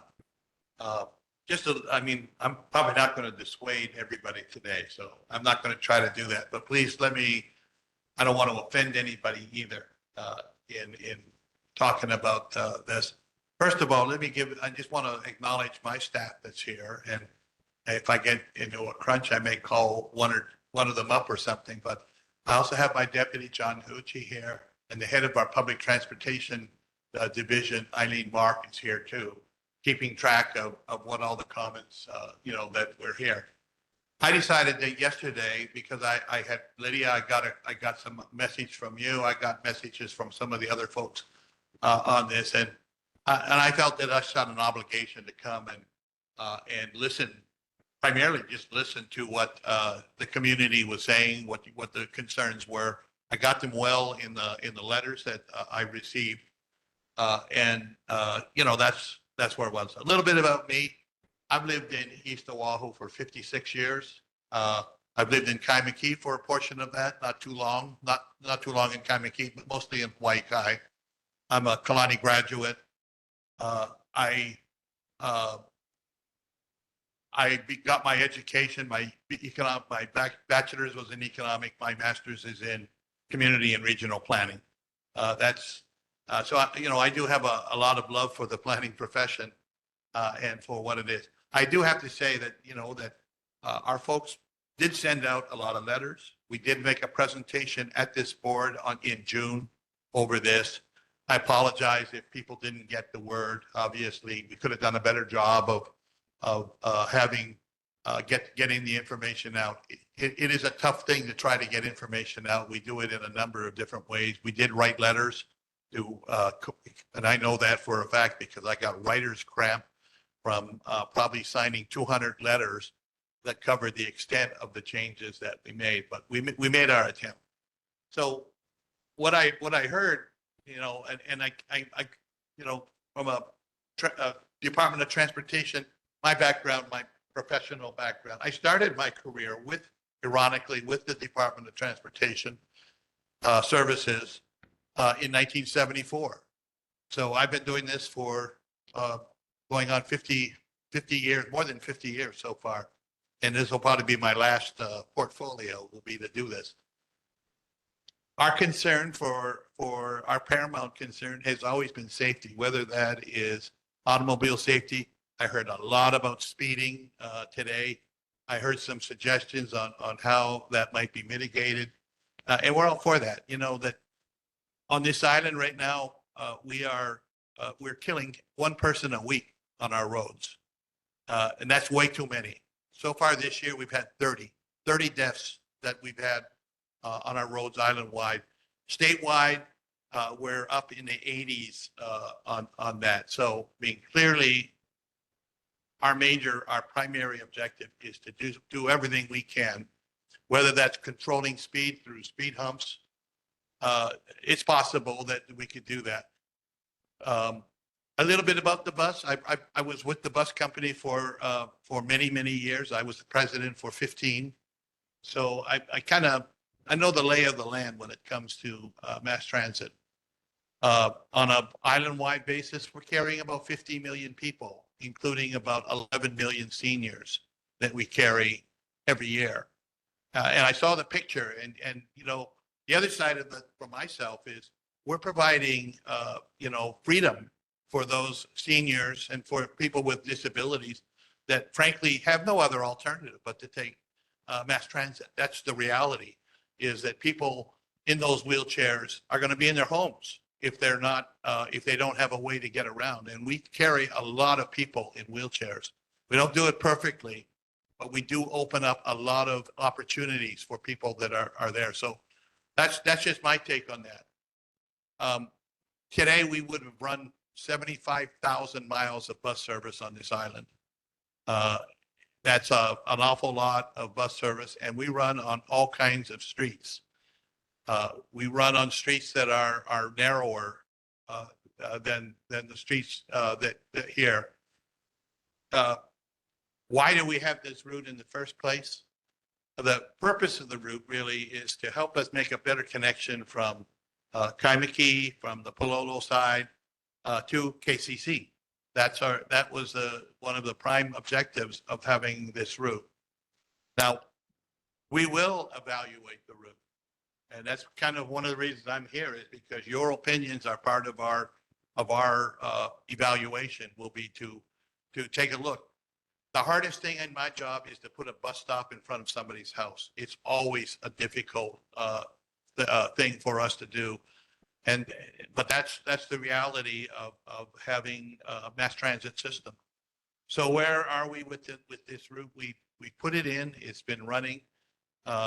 Contrary to what I heard from our perspective, and we monitor that ridership pretty closely every day. We can give you. We know we have automated systems. We know where people get on. We know how much load is in the bus. We know those things. So far, we're pretty happy, but it takes longer than a few months for a bus route to get really established. It takes, as long as I've been doing this, it takes a year. It takes longer for primarily it was to connect our Kaimaki side where we know what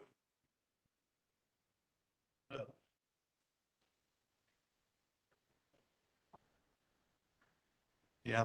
Well, Campbell is not serving KCC from this neighbor, from Kaimaki side, from, you know, I mean, again, I'm here to just tell you what, you know, what our position is on it and to assure you that we are going to evaluate it. I'm not really going to get into a debate over, you know, on the specifics. I'm happy to answer questions to the extent I can, or my staff, but that's, you asked me what the purpose of the route was. The primary purpose was so because we know that there's a lot of students at KCC that live in the Kaimaki area. By the way, the students have voted to increase their fees so that every student at KCC gets the right to ride transit without paying a fare. They pay for it through fees at the university or at the college. So we know we have a lot of transit ridership at KCC because, you know, we have an agreement with the college for that. That was the primary purpose for what we did. Could we have done it a different way? Could we have done a better job of getting out in front of this with the public? I'm sure we could, and that's why I'm here to you know, I hear the anger, but I'm here to listen to, you know, what the community is saying.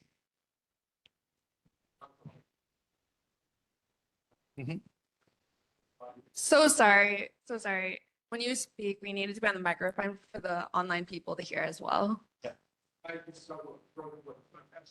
Can you pass Yes. the microphone? Yeah, we're passing the microphone right now.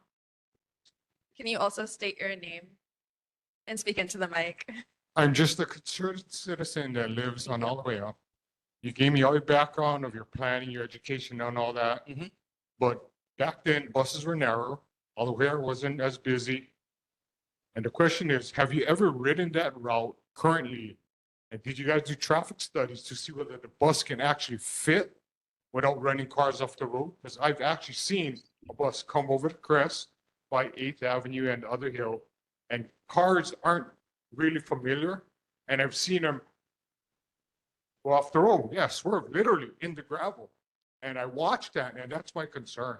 Yeah, But have you ridden that bus route? my deputy has ridden the bus route, and he's happy. Yeah, I think he'd be happy to give you, you know, his. Do you consider that a safe route? Okay, well, I just saw cars. Yeah.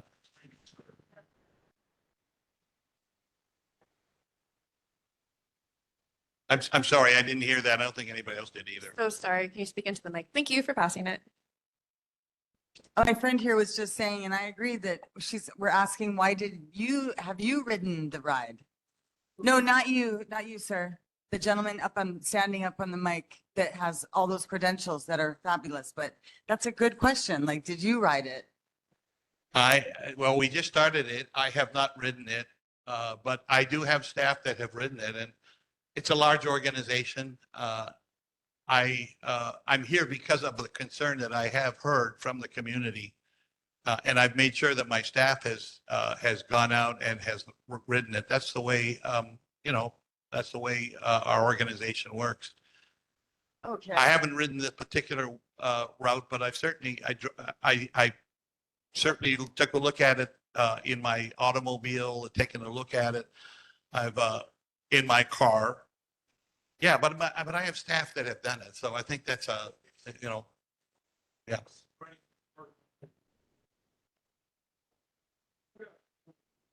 Yeah. Can you pass the mic? I just want to interject one thing. You know, it's interesting. I think that's a great point that maybe for the future, everybody on the project should ride it, because I worked for Hawaii Super Ferry and we certainly rode that ferry and we learned everything on the ins and outs of it to know what we were presenting to the public. And of course we had, you know, very few against it, but I can say that I know everything I need to. And I was a customer service representative. I wasn't even an engineer or in charge of it. So I think that's a good idea for the future, maybe to make that some sort of a protocol.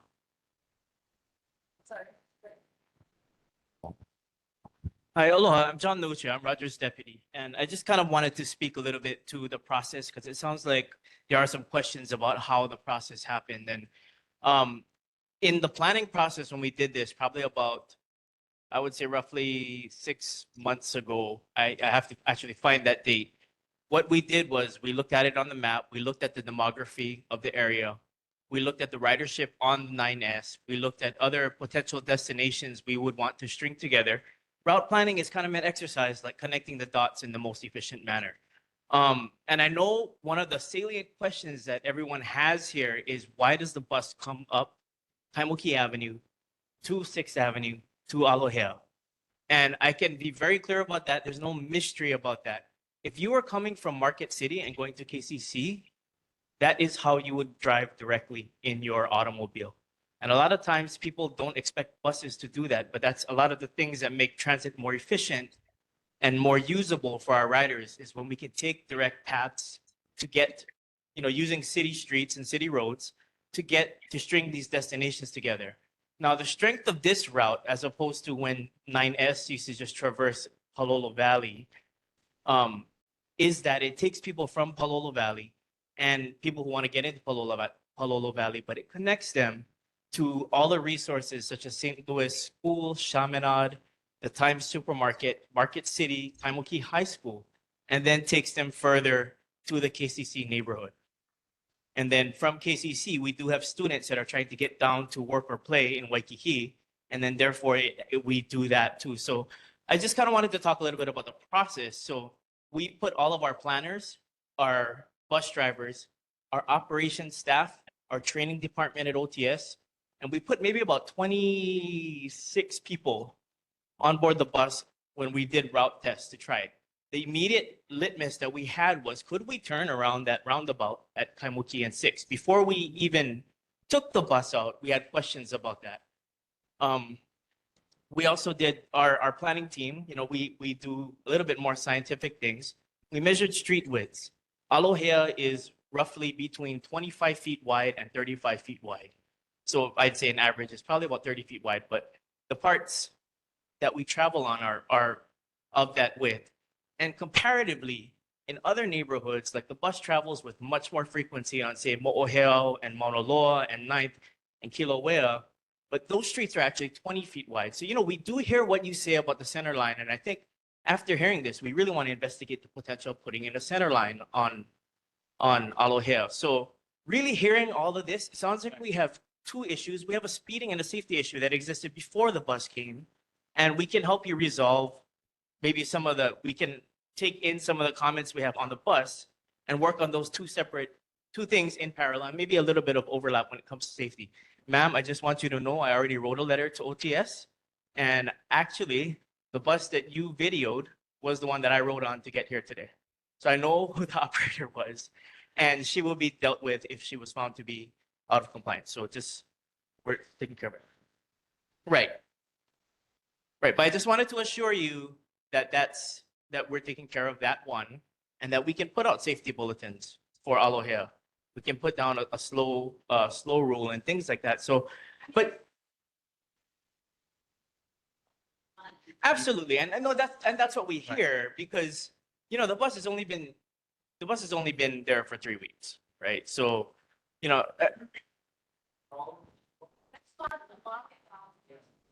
Yes. okay, but we're here to listen. Okay, I don't want this to turn into a yelling match or a debate. I can give you the mic, but yeah. I understand safety, yeah. Yes.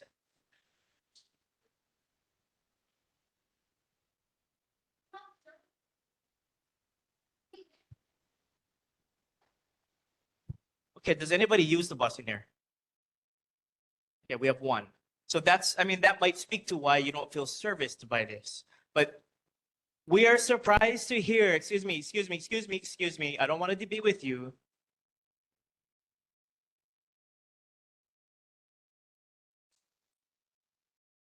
Yeah.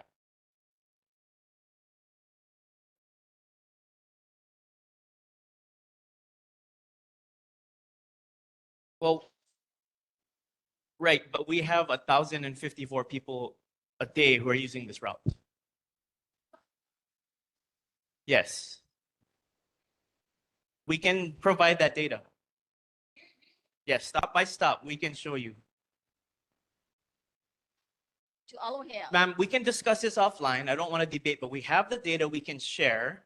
And this, I mean, well, everybody in this room does. Well, wait a minute. No, we haven't knocked on all the doors. We only had 3 weeks to knock on doors. Okay, We point went well to as taken, many point well doors taken. as we could. Yeah. We tried to get more, well, there's more people that should be showing up here tonight. Well, But let they me, all- let me try to bring this back, okay? I mean, I mean, the purpose for us being here is to listen to you guys. I think You we heard. have to remember that there are heard of- bus routes that service KCC. There are bus routes already established on Kilauea Avenue and Campbell. These bus routes have been there forever. I caught it when I was in intermediate. These bus routes are there and there's more bus routes and they all service KCC. Now Palolo, I have family in Palolo. Where do you think I went with the bus? To Palolo and back home on Aloha Avenue. You could have a Didn't one have a seat problem. ride now. I didn't have Yeah. a problem. I think Director Morton, you know, and his staff have come there to listen. And I think they have heard your concerns. And probably what folks are looking for is the city open to looking at either making this route change, maybe perhaps go along Campbell, or looking at, you know, certainly if it were at least to stay on this route, to dramatically increase safety elements along it, as well as placements of the actual stops themselves. I think there's a number of issues here, but how can the city work with the community on its concerns where it feels listened to, where the city perhaps considers other alternatives like returning to another routing or prior routing? Is that a possibility that we could tell people tonight? What we can tell people is, you know, that we put the route in, and not a small thing, and we will be committed to evaluating the route within, you know, to take a look at it. We will be looking at safety features that we can implement, and that you know, we have implemented. We've changed our philosophy a lot in government and in transportation, both us at the city and all over the country, really, the state as well. At one point, everybody wanted to have their speed limits go up and to just get to where they wanted to go as fast as they could. We still have some of that, but what I noticed in communities, and even in this group tonight too, was a real feeling that our streets are too fast, and that we need to take measures to slow them down. So we can certainly take a look at measures, you know, to slow down, and you can get the microphone to you, sir. Sure. Will you post, or will you ever put a sidewalk in on Aloha, the market sidewalk? Sure. Be happy to address that. For the city hasn't put a sidewalk in for 40 years without an assessment district. An assessment district means the residents pay half. The cost of sidewalks have gone up so much as an infrastructure that we haven't had an assessment district in the last 30 years. So we are putting in sidewalks now as part of our Complete Streets program. We are using federal funding where it's available. We've completed a pedestrian master plan to kind of prioritize where we need sidewalks. We have 800 miles of substandard roads that need sidewalk improvements.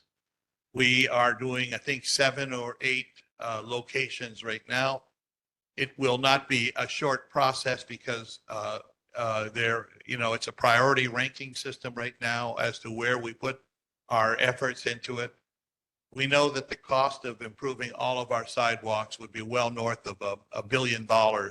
And so it's not something that you can do at one time. But we are starting to use money, and the department is planning projects, and it is to put in sidewalks in areas. Where are we putting them in? The first priority we're putting them in is places where we've deemed that our keiki are at most risk. That's where that is how we have prioritized our plans for sidewalks. For other things like speed humps, raised crosswalks, narrowing of road. Telephone poles. Pardon me? Poles. Telephone poles in the roadway. Yeah. Well, I mean, we're not in charge of that part, but I do agree that our infrastructure on Oahu has lagged the population. The price of housing is so high, everybody's doubled up in the housing, and we have more cars on the street. It's not really, I guess it could be a city problem, but I can't talk to you about it as a transportation problem tonight, but it's one I have a lot of empathy for, and I'm sure the rest of our directors do too, of trying to kind of cope with the issue of older communities, narrow streets, increase in mobility, and all of those issues that go along with it. But we are committed to making safety improvements on our streets and our communities.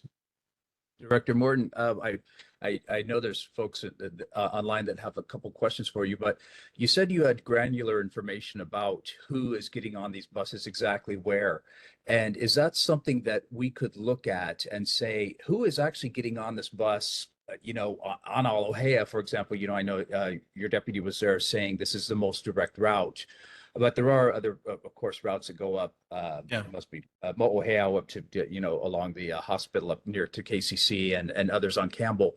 But I wonder if the department itself would be open to actually looking at that data. And I realize, you could have. Yeah, I mean, we don't have the information on private information on who the people are, the identities and those things.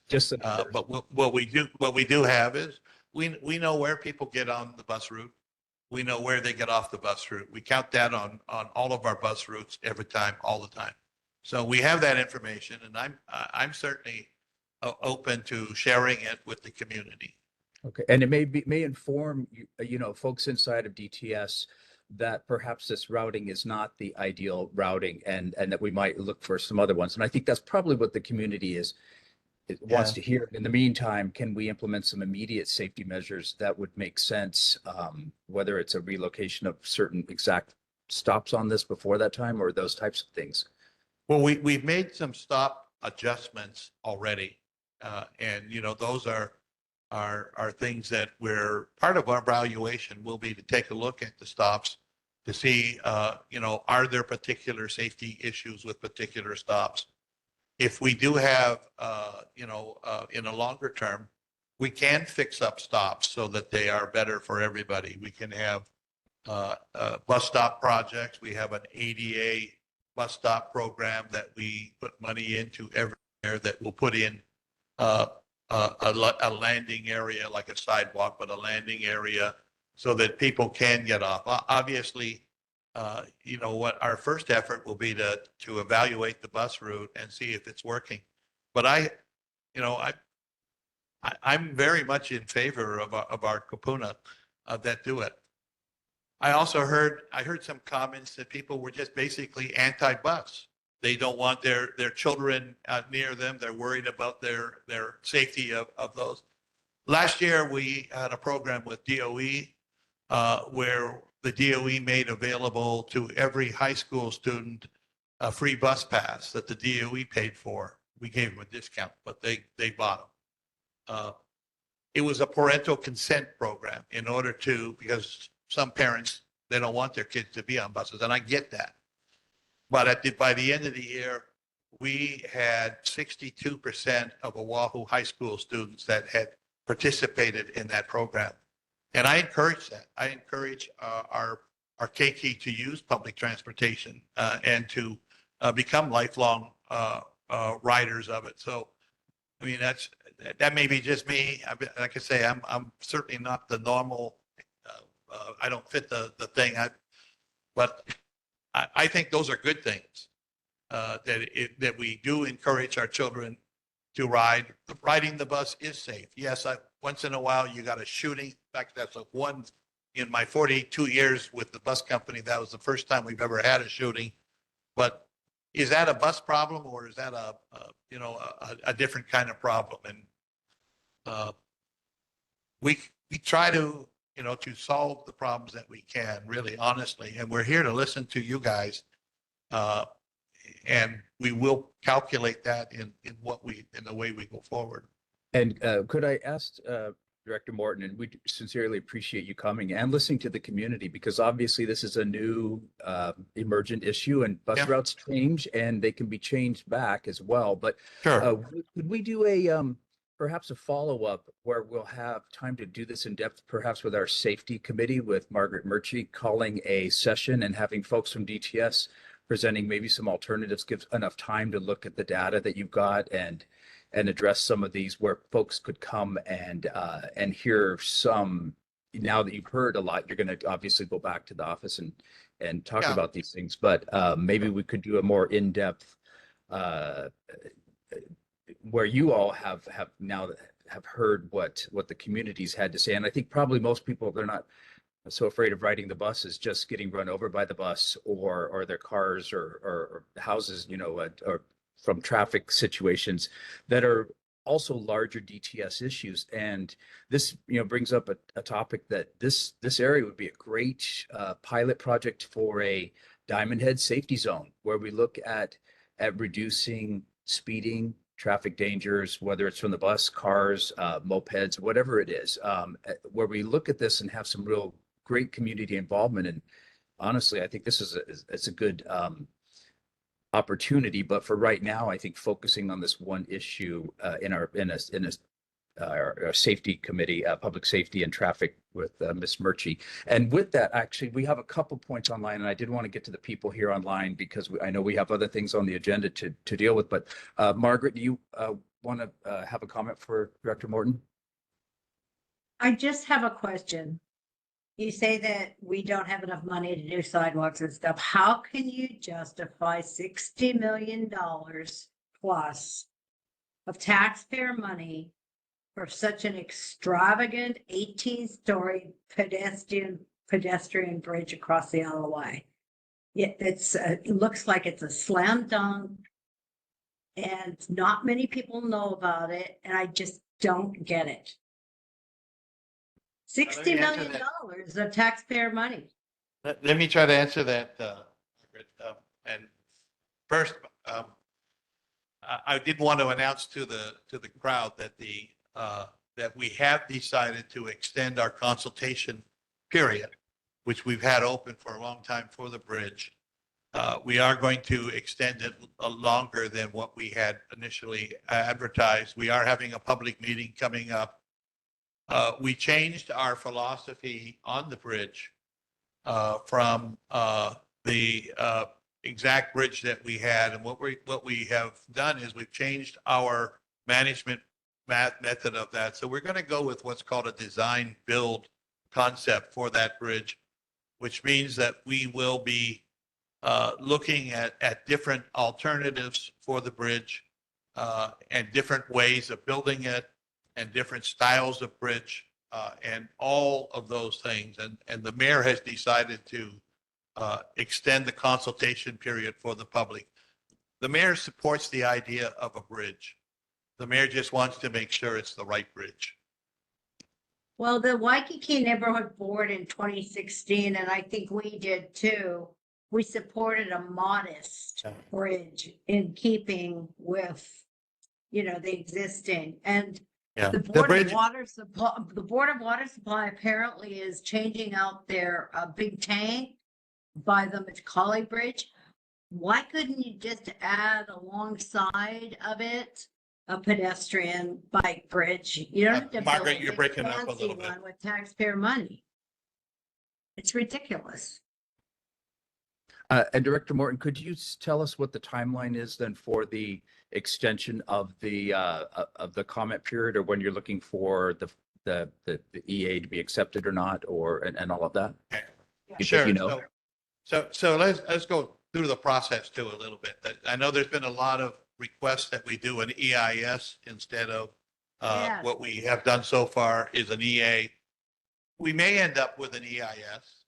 That, well, wait, there's more. But that determination is not made by us. It's made by the Federal Highways Administration. So our process at this point is we are completing an EA. We will turn it into our federal partners who are funding 80% of the bridge. And they will make the determination of whether an EA is sufficient or whether an EIS is necessary. So that'll be, that's the process that we're going through.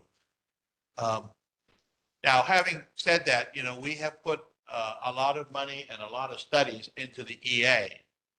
We think it's sufficient. The two things that we're trying to close out are the NEPA process and the 106 process, the cultural assessment process for the bridge. But that determination will not be one that I make or our mayor makes. It'll be a determination made by the Federal Highways Administration. Ed, do you have a timeline on that? Your question, Winston, for that. I know that as you asked me about the timeline too. I did see a draft of a press release. It hasn't been put out yet, but I believe it will be put out shortly. Okay, thank you. And Daisy, you had a question or comment for Director Morton? Right. Yes, thank you, Director Chair. Hi, Director Morton. I rode the 200 bus from Market City area going to Palolo Valley. There is about 20 riders going into Palolo Valley and coming out. Coming out, going back to Wildlife Avenue, maybe about 6 people stayed on the bus, including myself. Going all the way to KCC, a lot of people, very few people rode it. And the bus stop you're talking about that goes to KCC is on Cape Puhi Street, not close enough to the, maybe about 2 blocks away from KCC campus. That's going back to the Waikiki. At one time, I rode it from City Mill in Kaimiki. I got to my home in 3 minutes because there was only 3 riders in the whole route before I went to Waikiki. And I suggest that you go back to number 9, Palolo Valley, that really served the community much better. It goes on Kapilani Boulevard because number 7 is picking up all those people that's going on Kapilani Boulevard and using number 7 to get to Kapilani and beyond to Market City, and then just have the Palolo Valley continue on as it did before. And the other question is, understand, bus maintenance is poor. Within the last month, 4 buses that I've rode had mechanical issues. 2 of them had trouble trying to get the gears in shift. We even had where the bus driver had to keep stopping and checking the back door because the safety light would not go off, so the bus could not start. Finally, after several times, he finally got it to work. And last one was that we really had to change to another bus because of the safety issue. You need to spend money on fixing the buses, not only the trash containers, which is good, but we also need buses to be serviced. We know you use one old one for the homeless shelter people, but you need to also service those people like us that take the bus almost on a daily basis and depend on it. And 3, regarding the CO2 poisoning, that's not a rumor. It's real. There are people that are still suffering from it. And what is the bus doing? It's because of the chemicals they use to clean the buses that affected these people who are still not able to go back to work. It's a real issue, so that cannot be pushed aside. So, and I understand that you might have another route change happening soon. We want to know. And also, what are the projects set for making Kapahula Avenue more safe? Thank you. Okay, that was a lot of questions for that one. I'm all in favor of getting our bus fleet renewed. Some of my buses are old enough to drink. And it's a fact that, of life that we have some 23, 24-year-old buses, and they are harder to maintain when they get to be that old. The good news is that we are committed to electrification of our buses. We have 17 that are running right now. They are cleaner, they are quieter, they are smoother, and the drivers love them. But it'll take us time to convert our entire fleet. Our plan is to do it by 2040 in an incremental way as we are able to put in charging facilities. But we have on order, we are in the process of ordering additional electric buses, and we'll be ordering electric buses as quickly as we can put in the infrastructure, the charging facilities that are necessary for them. For Kapahulu Avenue, I think that we probably should meet with the Transportation Committee here and just have an in-depth meeting at some point with the types of things that we could do. It's hard to get a community. Some people want the raised crosswalks. Some people don't want them. Our view is that we are committed to making the road safer, and we're committed to driving down the number of serious injuries. Linda, I feel for you. You had a bad, 30 years ago, you had a life-changing accident. We have 300 of those a year. 50 people die. 300 have life-changing occurrences that are catastrophic for families, and that's something that I feel very, very personally responsible for. That our job is to try to do what we can. It's really hard to make everybody on the same page for all of these issues. It really is hard, but that's where we're coming from. Okay, Winston, thank I'm happy to take up your suggestion that we meet with the with Margaret's group. Yeah, and for the community, we will look for something, give enough time for DTS to go back and look at some of this stuff. And Rome wasn't built in a day, but probably a couple weeks down the road, so that we have sunshine requirements and all of that, and secure a meeting space. Noella, you had a question, comment for Director Morton? Oh, yes. Hi, good evening, Mr. Morton. I just wanted to comment on, I think that after like a month and a half or 3 weeks or what's going on Aloha with this new bus route, it's upsetting everybody. Okay, let's just be pono about this. It's making people feel uncomfortable. So I think that should be looked at, and maybe, throw a moratorium on that just for a little while until, you can work with the neighbors, because it's upsetting these people. They're nice people. They pay their taxes. So anyway, that's the first thing. And I think you have the capacity to do that, sir. It's a problem. Okay. And, just go in your own soul and just, realize that. And I think you will. The other thing is that several months ago, we met with you down at your office building, and we talked about the speeding problem on Diamond Head Road. And several members of this neighborhood board community member here this evening were there. And so I would just like to ask you to please update us on the fact of, are you folks looking at this? We've asked for speed bumps. We've asked for everything under the sun. They've done studies out here that we did the walk with them, everything, Mr. Morton. And, the people of Hawaii are very smart Pono people. They simply want results. We're not asking for much. We want safety. On Aloha, Diamond Head Road, Kapahulu Avenue, where are the crosswalks? They're not painted, so, just. Well, for Diamond Head Road, Yeah. we did go out. Thank you very much for listening to me, because, we've been battling this stuff for a long time, and, I feel like I'm starting to sound like a broken record, and you know, I know you can do stuff because I got a lot of faith in you. So, you know, let's just, you know, get this party started and do it because, you know, there's a lot of problems, but we can do it. You know, anyway, thank you very, very much. Aloha, everybody. Thank you for allowing me. Thank you. But for Diamond Head, you know, we actually have done numerous speed studies on Diamond Head Road. And we really can't find any evidence of excessive speeding. What we do have, there's always a crazy person that may be in the 5% range or the 3% range that are just, you know, but there's nothing that we can do that's going to prevent that from occurring. But in terms of just looking at the speed profiles, and we look at them every 15 minutes, we just can't find a history. And we've shared the data with, I don't know whether Winston got the data, but I know we've shared it with members of the community that have been involved in that.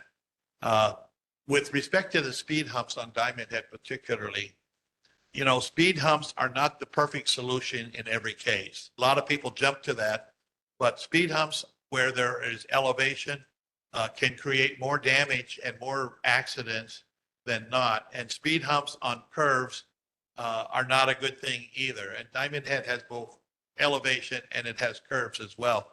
There are other things that we can do. We can narrow the lanes by painting lines a little bit differently, and that slows people down. We can put in delineators in some cases that will psychologically slow people down. There are other treatments, and we have a wide variety of things in our toolbox.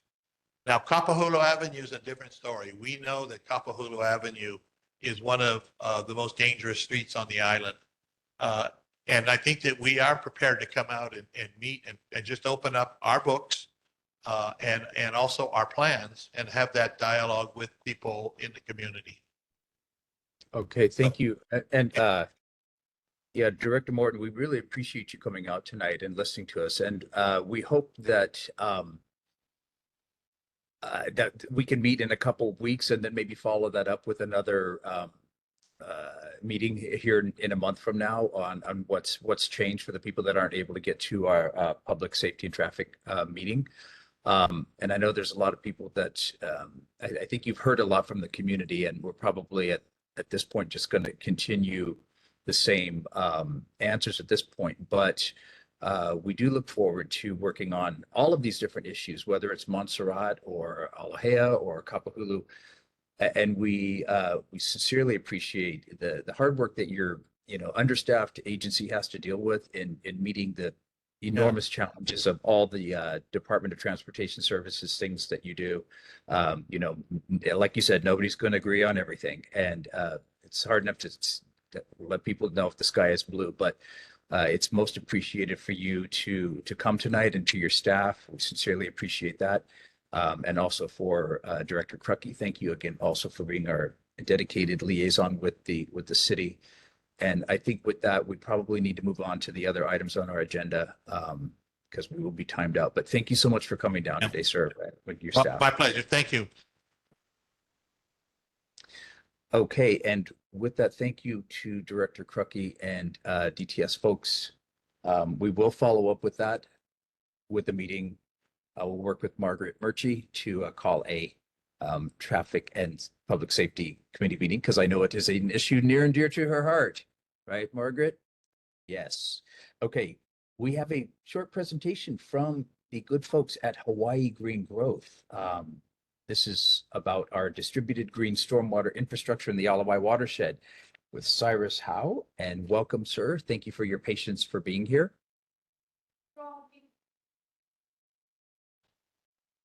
And I see Cyrus is online, so go ahead when you're ready, Cyrus. And Margaret, if you're done, I've not, Noella, you could put your hand down if you, I think that was your. They're still setting left it up right now. Okay, they're setting it up right now. Yeah, I think your hand, there you go, Noella. Yeah, and the issues about Diamond Head also. Yeah, at the community going down there. We have a lot of, this would be like a standing meeting, Margaret, basically every month until these things are really addressed in a coherent fashion where we can keep a ongoing dialogue with DTS. That would be my sincere recommendation. Okay, Cyrus, you ready? Ish? We are trying to get the Curtis is helping. Thank you. It sounds like Angie, you got the It is You're the- me. Hey, Chair. tech guru tonight. Okay, and I have nothing to do with WebEx, just to let you know. I have no control over WebEx. I wish I did, but I don't. We're so close. We're so close. We're so- No, this was where it was. Yeah.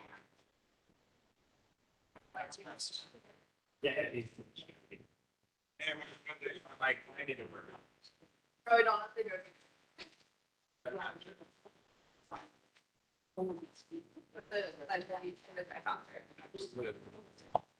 For those with, okay, the slides are also in the Google Drive. Okay, Uh, thank you.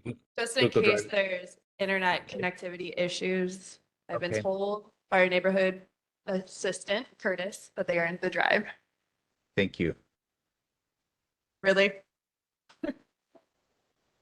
So 30 more seconds. We're just gonna take a little breather Yeah, after they, that bus stop conversation.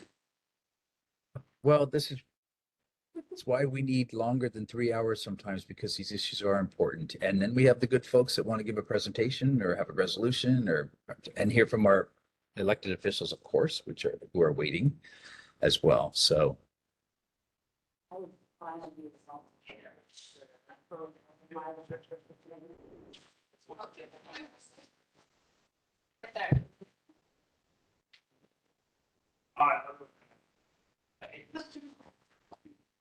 okay. Chair, do you see anything on the screen? Yep, it's there. Yeah, we see it Okay. clearly. Sweet. Okay. Well, and out, so yeah, okay, so thank you, Chair, thank you, Board, for having us here today. Our presentation is hopefully going to be as compelling as the rich conversation that we've just had, hopefully not as contentious. But it is also relevant to community safety. Just to really briefly introduce myself, my name is Cyrus Howe. I used to live in St. Louis Heights, where my parents still do, neighbors with member Allen, and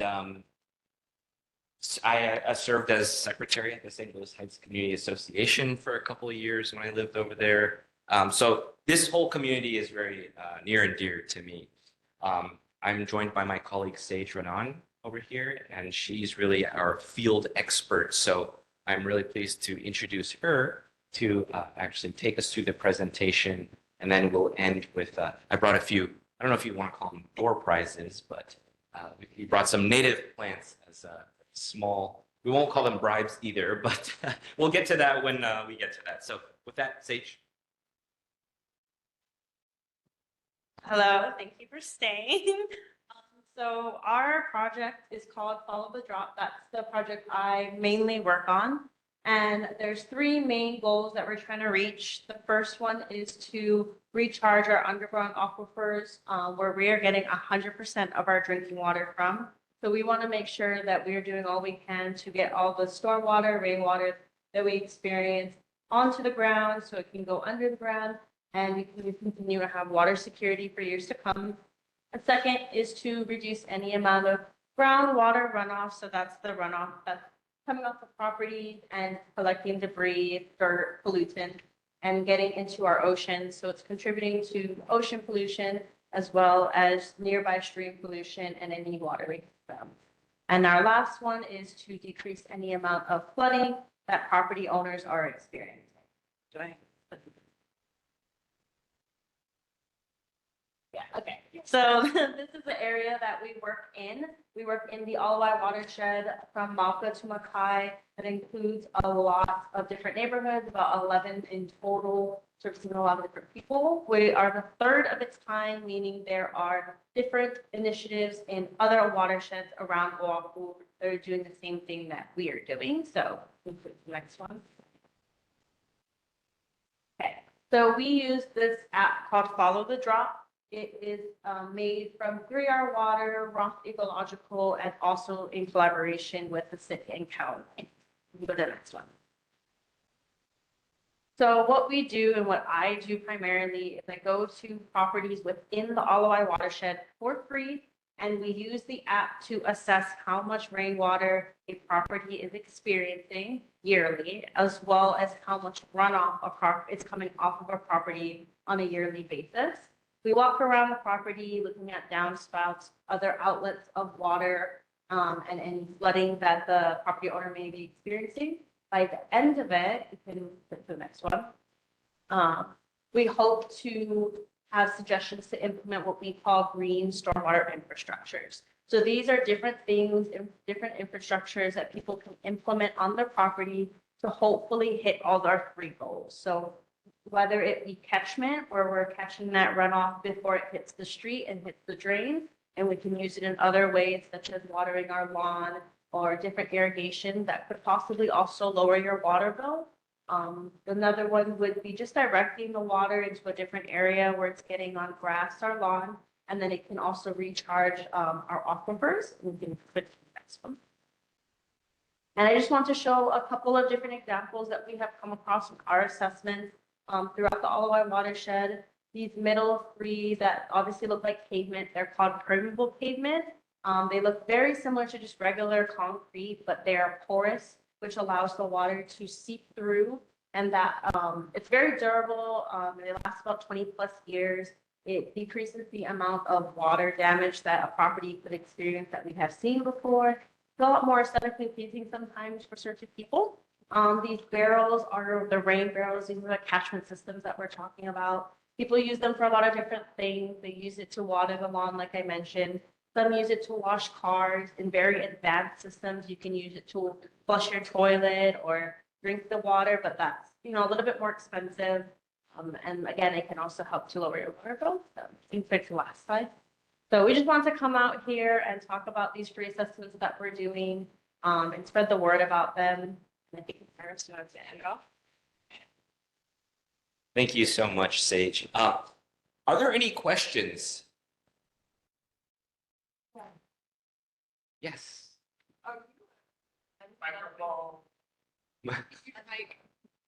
Okay, thank you. Are you a new group, or is this outshoot of some other Alawai watershed kind of group, or I haven't seen you that I know of before? Yeah, it's a good question. So our project is new. We started this spring, so we haven't even been operating for maybe half a year. But our nonprofit is called Hawaii Green Growth, and we've been around for well over 10 years now. And this is affiliated with the Alawai Watershed Collaboration that has many members from the Alawai Watershed Association. So our project is one of many efforts to improve the resilience and health and safety of the watershed, including talks about the golf course becoming a sort of a designated flood zone. The golf course becoming a what?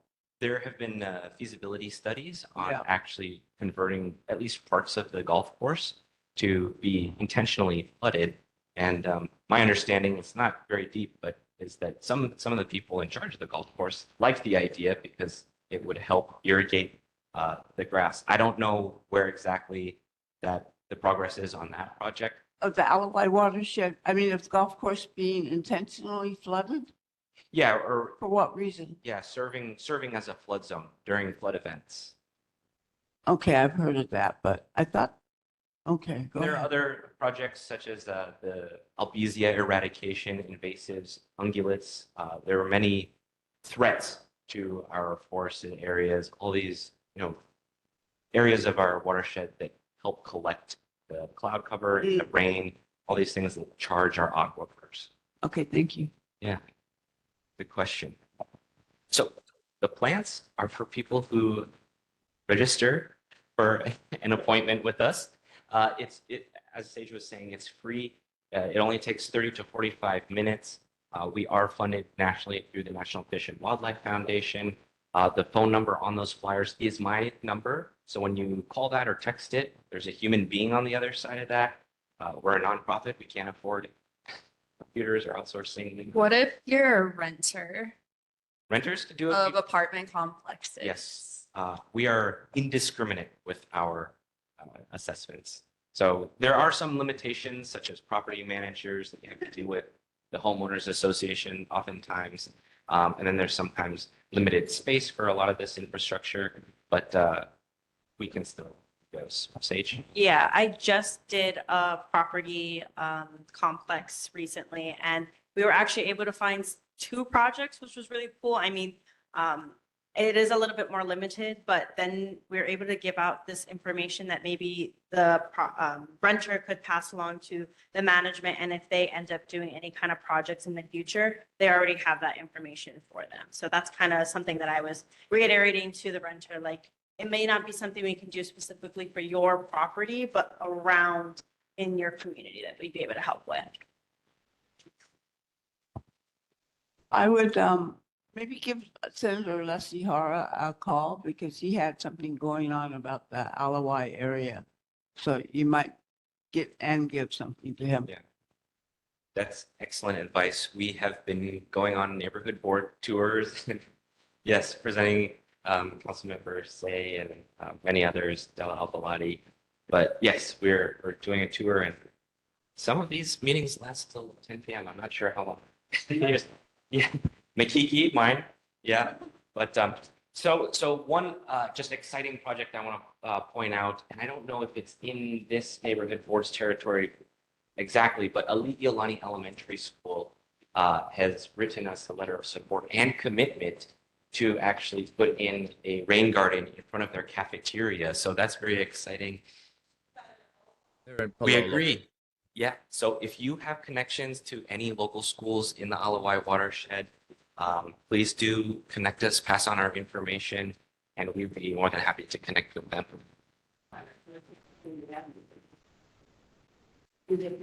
And Hokulani Elementary, they have a rain garden that's been around for a while. It's on the sort of back side of their office building. It's mostly Pahinahina, but there's a beautiful sign that describes its design, its function, its benefits. So check that out next time you're down there. Yep. We have a DOE aligned 13 lesson plan curriculum that goes with this for 4th grade and up. So we're prepared for games.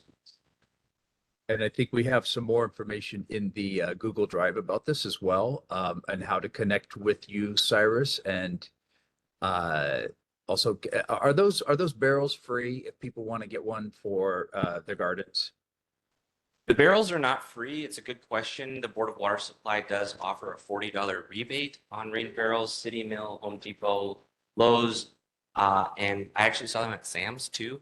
They're all sold at retail places. Some people have asked if capturing rain and collecting it is legal. It most certainly is, and it's highly encouraged. Yes. And there is an opportunity to win a free barrel when you sign up for an assessment with us, and that is kindly donated by the Urban Farmer store out in Mapuna. Okay, this sounds like an exciting project, a good way to avoid excessive water runoff, capture it on our own streets, water our plants and all in our own yards, and water our own plants and all of that. So this is great to have you come here. And thanks, Curtis, for putting in the link to Hawaii Green Growth for more information. Thank you, Chair, and everyone. Appreciate your time. Thank you, and good luck with all the different neighborhood boards. I think we rock. We're the best, so it's all downhill from here. So good luck. Anyway, no, not to disparage our neighboring neighborhood boards. You're just as good, in case you're watching. I would like to, I don't think we have any committee reports tonight, but we are going to have a committee report from Margaret very soon, as she calls the public safety and traffic. We have one resolution for board action. It's a resolution urging the legislature to adopt good governance reforms. I hope we still have a quorum here. And let's see, do we still have a quorum? We've got Rafia, Dylan, Dan, Margaret, We have Dylan. 4 members in person. I think we have 6 online, so we do. So we do have someone here, Aria from HAPA, and just to explain this, this is a basic good governance bill, as we have all seen shenanigans in the legislature. This was recommended by a committee in 2025. Like, how do we make ourselves more professional and better? I mean, basic stuff like anti-corruption stuff, that you would think this is like, should be automatically part of being a legislator, but it's not. So this is just a way to express on a level of community, say, hey, guys, like, get it together. But that's probably not doing it justice. Ari, if you want to talk about this a little bit more and see if we can have a vote on it. If you're there. Yeah, go ahead. Hi, aloha, everyone. Thank you. Can you hear me? Yep. I'm so sorry. I'm having a little bit of trouble getting my video started. That's okay. But I do have a slide presentation that I can share if that's allowed. Yeah, that's fine. Otherwise, I have the resolution to put on the screen. If not, it's also the drive.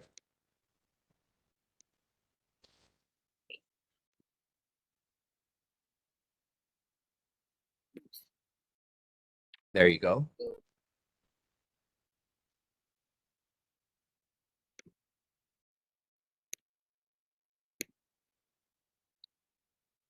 Oh gosh.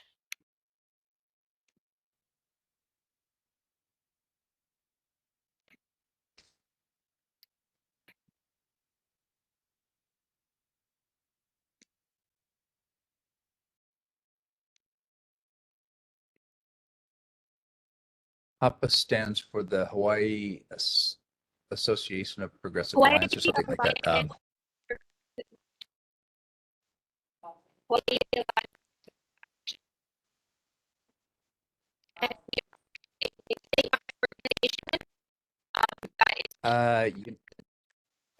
You know what, Ari? I think if you have your video going at the same time, you're going to cut out. So you may just have to tell us what it's about, because you were cutting in and out when the video started. But we can see that there.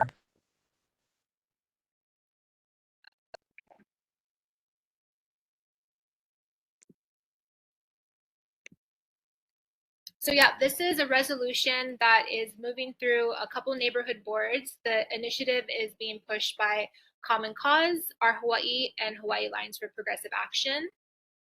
As you know, the past couple years, the state legislature has just been kind of not working for common people.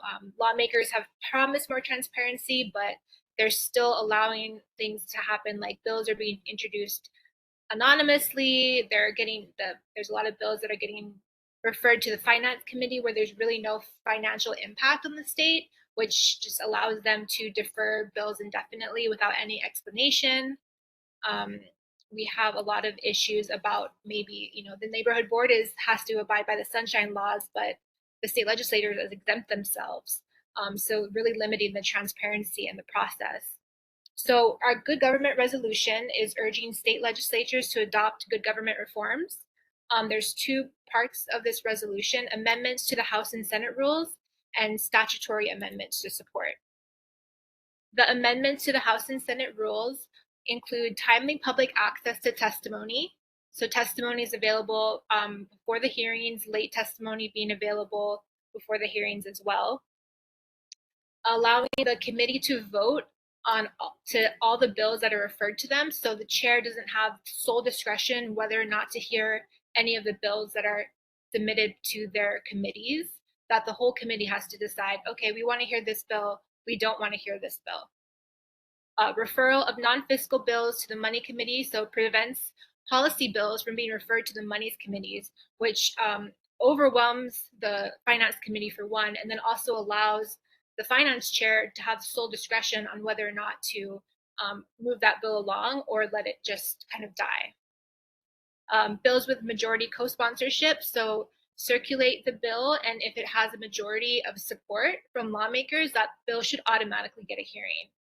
And then the final one is written amendment requirements. Amendments to the bills must be written and available before voting. so people can see exactly what is getting changed.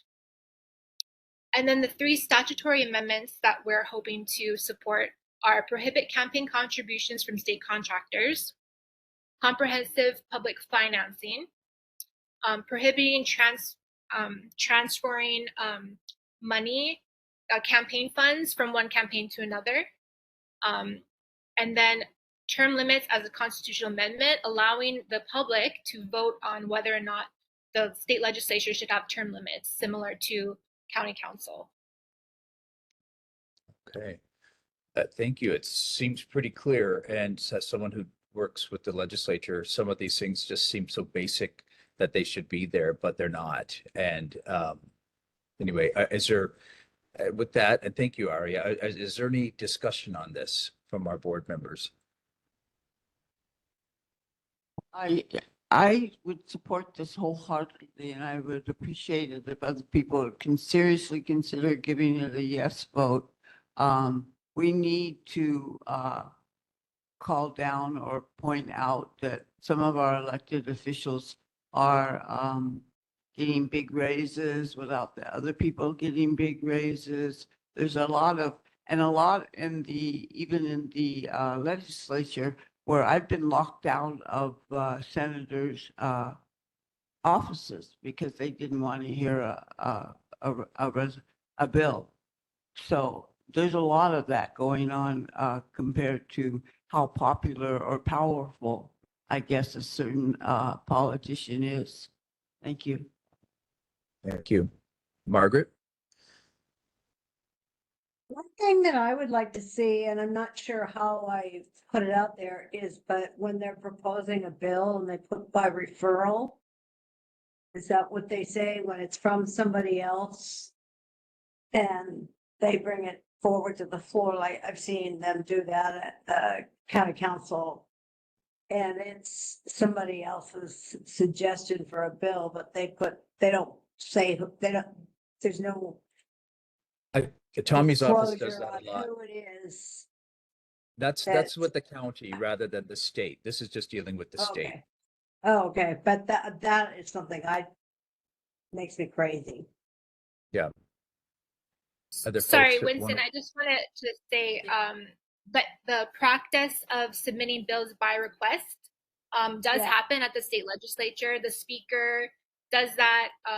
Most of the times it's packages that put together, like the governor's package is introduced by the speaker by request. And sometimes that's identified, but many times it's not. It's just a lobbyist or lobbying firm can hide behind that request and put it through. And then the speaker or whoever is ability to the content. They're just say, oh, well, someone asked me to submit this, and there's no requirement to disclose who was behind that. And I don't think this makes a difference. This resolution does not address that. That was kind of exactly my point. Maybe it should. It does not, but Well- happy to add that as an amendment. Are you making that amendment, Margaret? Yeah, I'd like to. Can somebody else like put it into proper English, maybe? Yeah, Dave, or that this amendment be, that this amended? resolution be amended to include a requirement that any by request legislation be openly known as to who was requesting it by the introducer.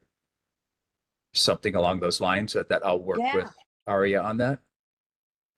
Perfect. Yes, Mr. Boydell? Is that a motion to? Is that a motion, Margaret? Is there a second to the motion? I'll second it. Okay, thank you. Was that Angie? It is. So sorry. Okay, yeah, and we'll work on the thrust of that. Is there other discussion?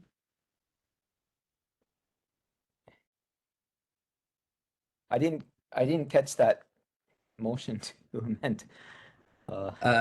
Aria, can you put that into plain English? Help us here. Yes, I believe bills that are introduced by request must have disclosure as to who did the request, who submitted the request.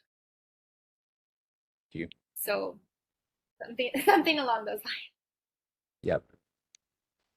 And thank you for the clarification also that that happens at the state, because I didn't realize that. It seems like there's more time there than with the city. It seems more obvious because they do say BR there. But if there's no more discussion, I'd like to call for the vote on this resolution then.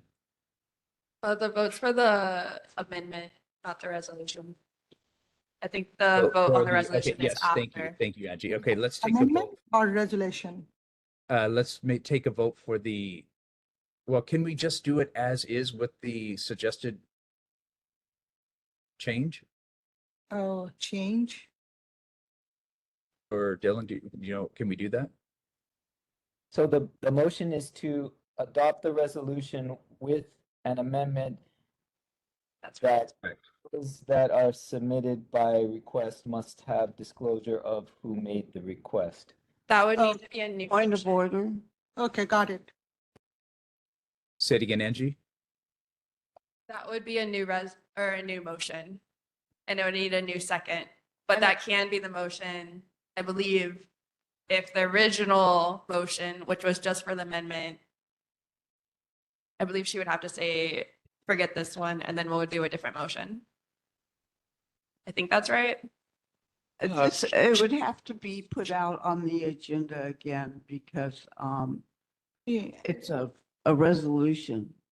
So if you change it, it would have to go out on the agenda again. I don't think that's true. I think it's on the agenda now. I will say, I think that goes into the kind of what the resolution's about though, which is you would be able to see the proposed amendment for voting prior to the voting. I think Linda is correct for the sake of this resolution. That is literally what we're asking for. So we should abide by that. Okay, then I would say let's leave well enough alone. I would say let's leave well enough alone and just vote on this resolution then, if people are okay with that. Chair, Otherwise, it's not gonna pass were there tonight. any, Chair, was there any objection to the amendment? A I motion don't to think amend? so. Amendment or resolution? Can the whatever somebody wants to change, can they say it again? Because I couldn't understand it. Aria or David, could you say that again? All right, so the motion, as I heard it, was to amend the resolution so that bills that are submitted by request must have disclosure of who made the request. Yes. Can you tell me, Chair, what he changed? It's only an addition to say one more thing, that if people want to, No. Yeah, it's just an addition that whenever Okay, they could you submit, tell me what the addition is? it's is a if request, yeah, disclosure if of a there's request. if there is a bill that's introduced at the legislature by request, that person requesting it needs to be disclosed. So if it's the XYZ company says, I want to have this bill introduced to legislature A, then legislator A has to say XYZ company asked me to introduce this bill on their behalf. That's a Because good right addition. now, Thank there's you. no disclosure Yeah. on who it is. Yeah, disclosure. So if no one has any objection, I don't think this is a sunshine thing. I think we're able to change something like that we're here discussing it in public. Is that correct, Curtis? Yes. Okay, then I'm gonna Yay. call for the vote.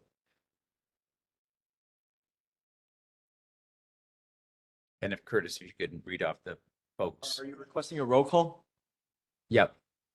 Okay, starting with Member Allen. This is a vote in favor of the resolution as amended. No. No. Boydell. Aye. David. Absent. Decker. Aye. Aye. Hasina. Aye. Aye. Khan. Aye. Aye. Knight. Abstain. Abstain. Mattson. Absent. Murchie. Aye. Aye.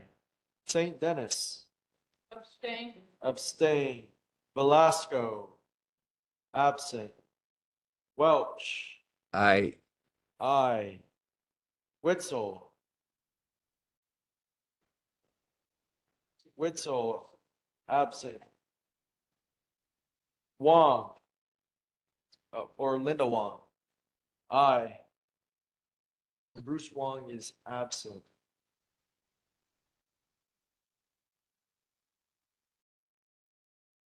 Seven. So Chair, I have 7 ayes, 1 no.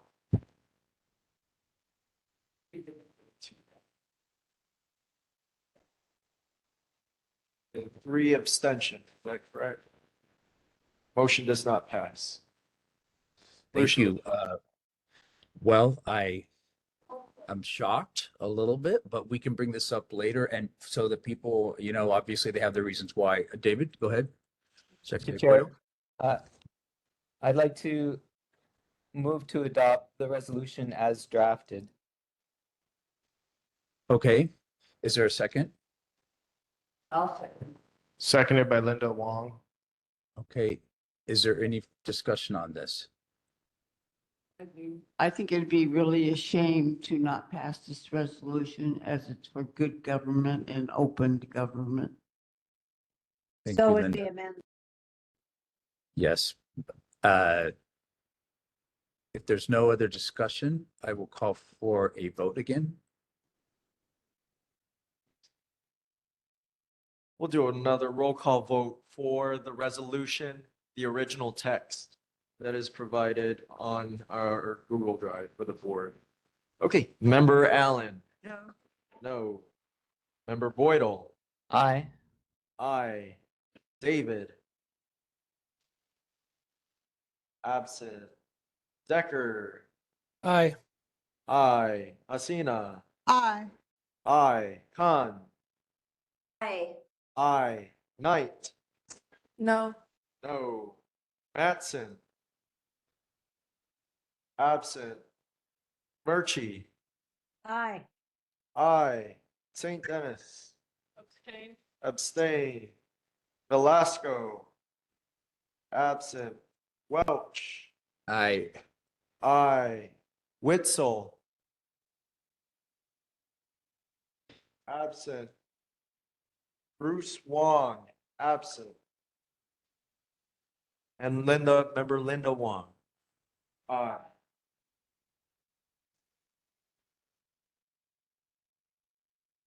On a vote of 7 ayes, 2 noes, and 1 abstention, the resolution has failed. Okay, well, thank you. Thank you, everyone. Thank you, Secretary Boydell, for suggesting that. My apologies to our elected officials that we are completely short on time. I see Amanda, who is our amazing representative from Tommy Waters' office, has put a lot of things over in the chat. I don't think we have anyone from Ed Case, Brian Schatz, Maisie Hirono's office here tonight.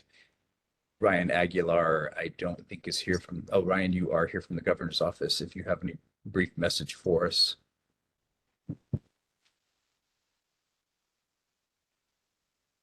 Ryan might have. Thank you, guys. Thank you, Chair. Thank you, members. Yeah, I just had a brief answer to a question from the previous meeting. There was a question about Senate Bill 3202 and protections for single-family homes and denying developers to come in and build, I guess, these like monster homes and changing the fabric of the neighborhood. And a response, in response to that, there was we understand the concerns about the potential impacts on single-family homes and neighborhood character. SB 3202 supports housing density in appropriate locations and allows the counties to regulate development based on local conditions like infrastructure or hazard zones. Importantly, the bill retains the county's authority to establish lot coverage, setbacks, height limits, and other design standards to preserve the character of established neighborhoods. Hawaii's crowding rate, more than 2 generations living in a household, has long been the highest in the nation.